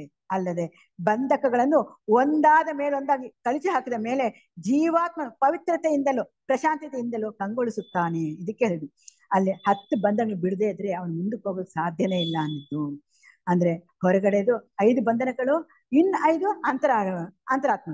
ಇವೆರಡೂ ಬಿಟ್ಟಾಗ ಆ ಜೀವಾತ್ಮ ಪವಿತ್ರತೆ. ಇಲ್ಲಿ ಪವಿತ್ರತೆ ಅಂದ್ರೆ ಅಂತಂದ್ರೆ ಪರಿಶುದ್ಧವಾದ ಜೀವಿತ, ವಿ ಅಂದ್ರೆ ವಿಶಾಲವಾದ ಮನೋಭಾವನೆ, ಅಂದ್ರೆ 3 ಗುಣಗಳು ತಮೋಗುಣ, ರಜೋಗುಣ, ಸತ್ವಗುಣ ಅತೀತವಾಗ್ಬೇಕು. ಅವನೇ ನಿಜವಾದ ಪವಿತ್ರತೆ.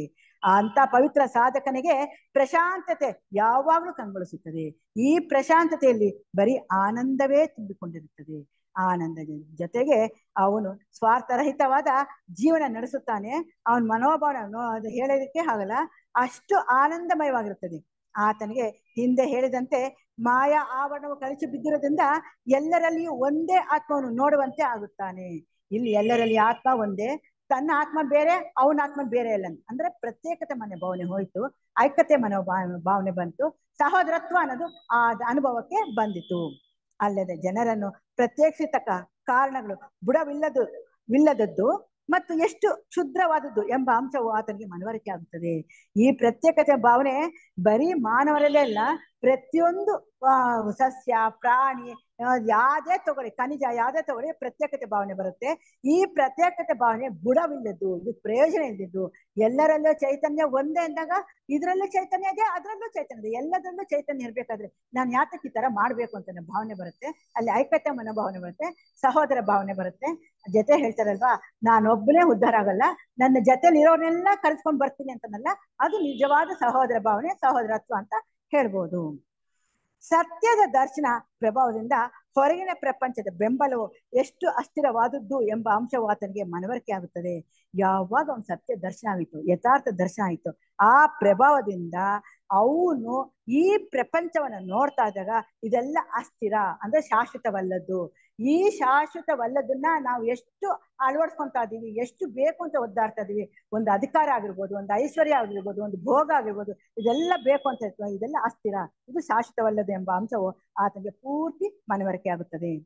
ದೋಷ ಶೇಷವೇನಾದರೂ ಇದ್ದರೆ ಅದು ಕಲಿಸಿ ಬಿಡುತ್ತದೆ.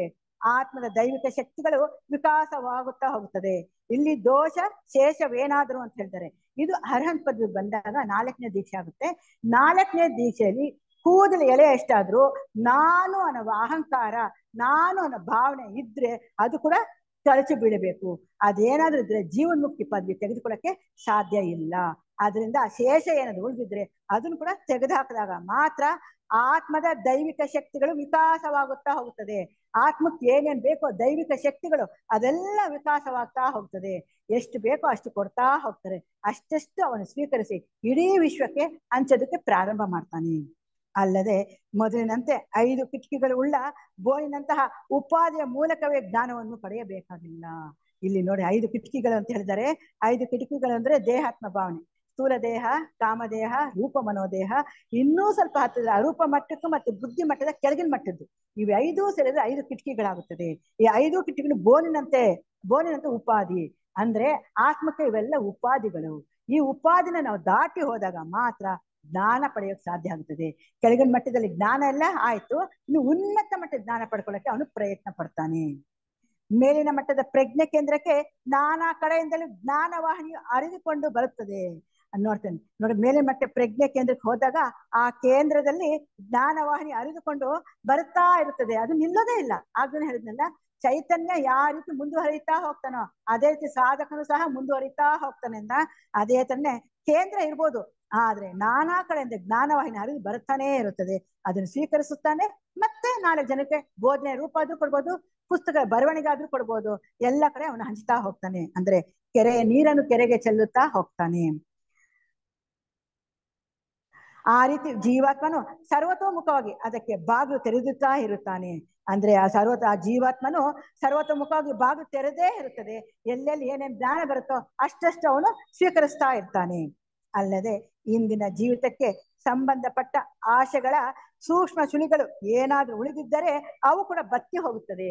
ಯಾವಾಗ ಅವನು ಬೆಳವಣಿಗೆ ಆಗ್ತಾ ಹೋಗ್ತಾನೋ, ಅಕಸ್ಮಾತ್ ಇನ್ನೂ ಸೂಕ್ಷ್ಮ ಆಶೆಗಳೇನಾದ್ರೂ ಇದ್ರೆ ಅದು ಕೂಡ ಅವನ ಹತ್ರ ಬಂದು ಸುಳಿಯೋದಿಲ್ಲ, ಅದು ಕೂಡ ಹೊರಟೋಗುತ್ತದೆ. ಪದವಿಯು ಹಿಂದಿನ ಅರ್ಹತ್ ದೀಕ್ಷೆಯನ್ನು ಪಡೆಯುತ್ತಾನೆ ಅಥವಾ ಅರ್ಹಂತನ ಮಾರ್ಗವನ್ನು ಅರ್ಥ ಮಾಡಿಕೊಳ್ಳುವುದು ತುಂಬಾ ಕಷ್ಟವೆಂದು ಬರೆದಿದೆ. ಇಲ್ಲಿ ಅರ್ಹಂತ ಜೀವನ ಅಥವಾ ಅರ್ಹತ್ ಅಂದ್ರೆ ಎರಡೂ ಒಂದೇನೆ.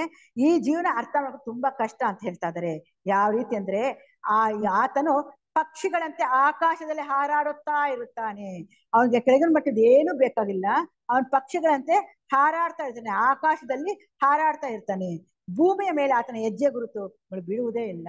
ಭೂಮಿಯ ಮೇಲೆ ಅವನ ಹೆಜ್ಜೆಯ ಗುರುತುಗಳು ಬೀಳುವುದೇ ಇಲ್ಲ. ಅಂದ್ರೆ ಅಲ್ಲೇನಾಯ್ತು, ಪುನರಪಿ ಜನನಂ ಪುನರಪಿ ಮರಣಂ ಇಲ್ವೇ ಇಲ್ಲ. ಅವನು ಉನ್ನತ ಮಟ್ಟದಲ್ಲಿ ಹೇಳ್ತಾ ಇದ್ದಾನೆ, ಮುಕ್ತಿಯನ್ನು ಹೊಂದಿದ್ದಾನೆ, ಮೋಕ್ಷ ಮಾರ್ಗದ ಕಡೆ ಹತ್ತಿದ್ದಾನೆ. ಆಗ ಅವನಿಗೆ ಕೆಳಗಡೆ ಕೆಲಸ ಇಲ್ಲ, ಮೇಲಿನ ಲೋಕದಲ್ಲೇ ಅವನು ಇರ್ತಾನೆ. ಅಲ್ಲೇ ಅವನು ಪ್ರತಿಯೊಂದು ಆನಂದವನ್ನ ಅನುಭವಿಸ್ತಾ ಇರ್ತಾನೆ.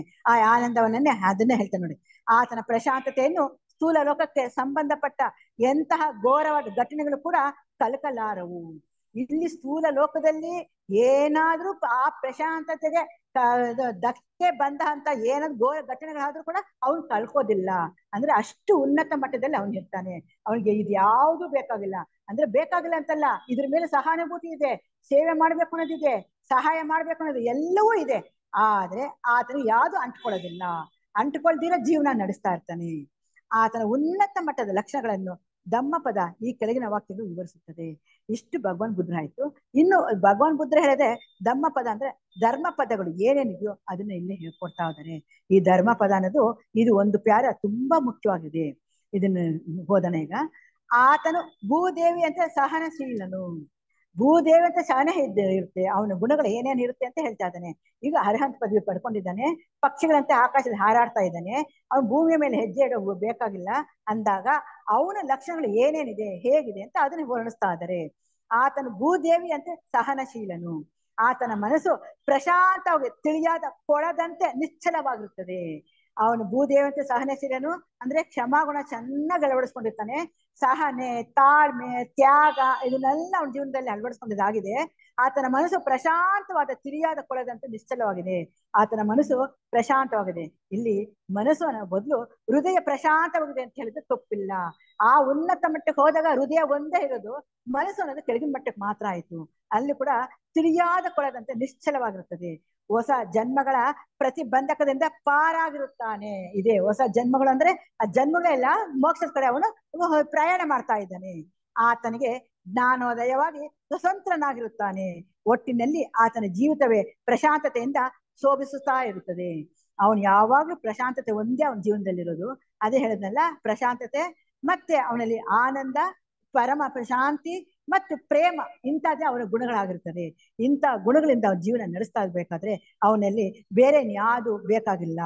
ಅಂತವರಿಂದ ಪ್ರಶಾಂತತೆಯು ಕೆಳಗಿನ ಲೋಕಕ್ಕೆ ವರ್ಷಲ್ಪಡುತ್ತದೆ. ಈಗ ಅವನು ಒಂದು ಚಾನೆಲ್ ಆಗಿ ಕೆಲಸ ಮಾಡ್ತಾರೆ.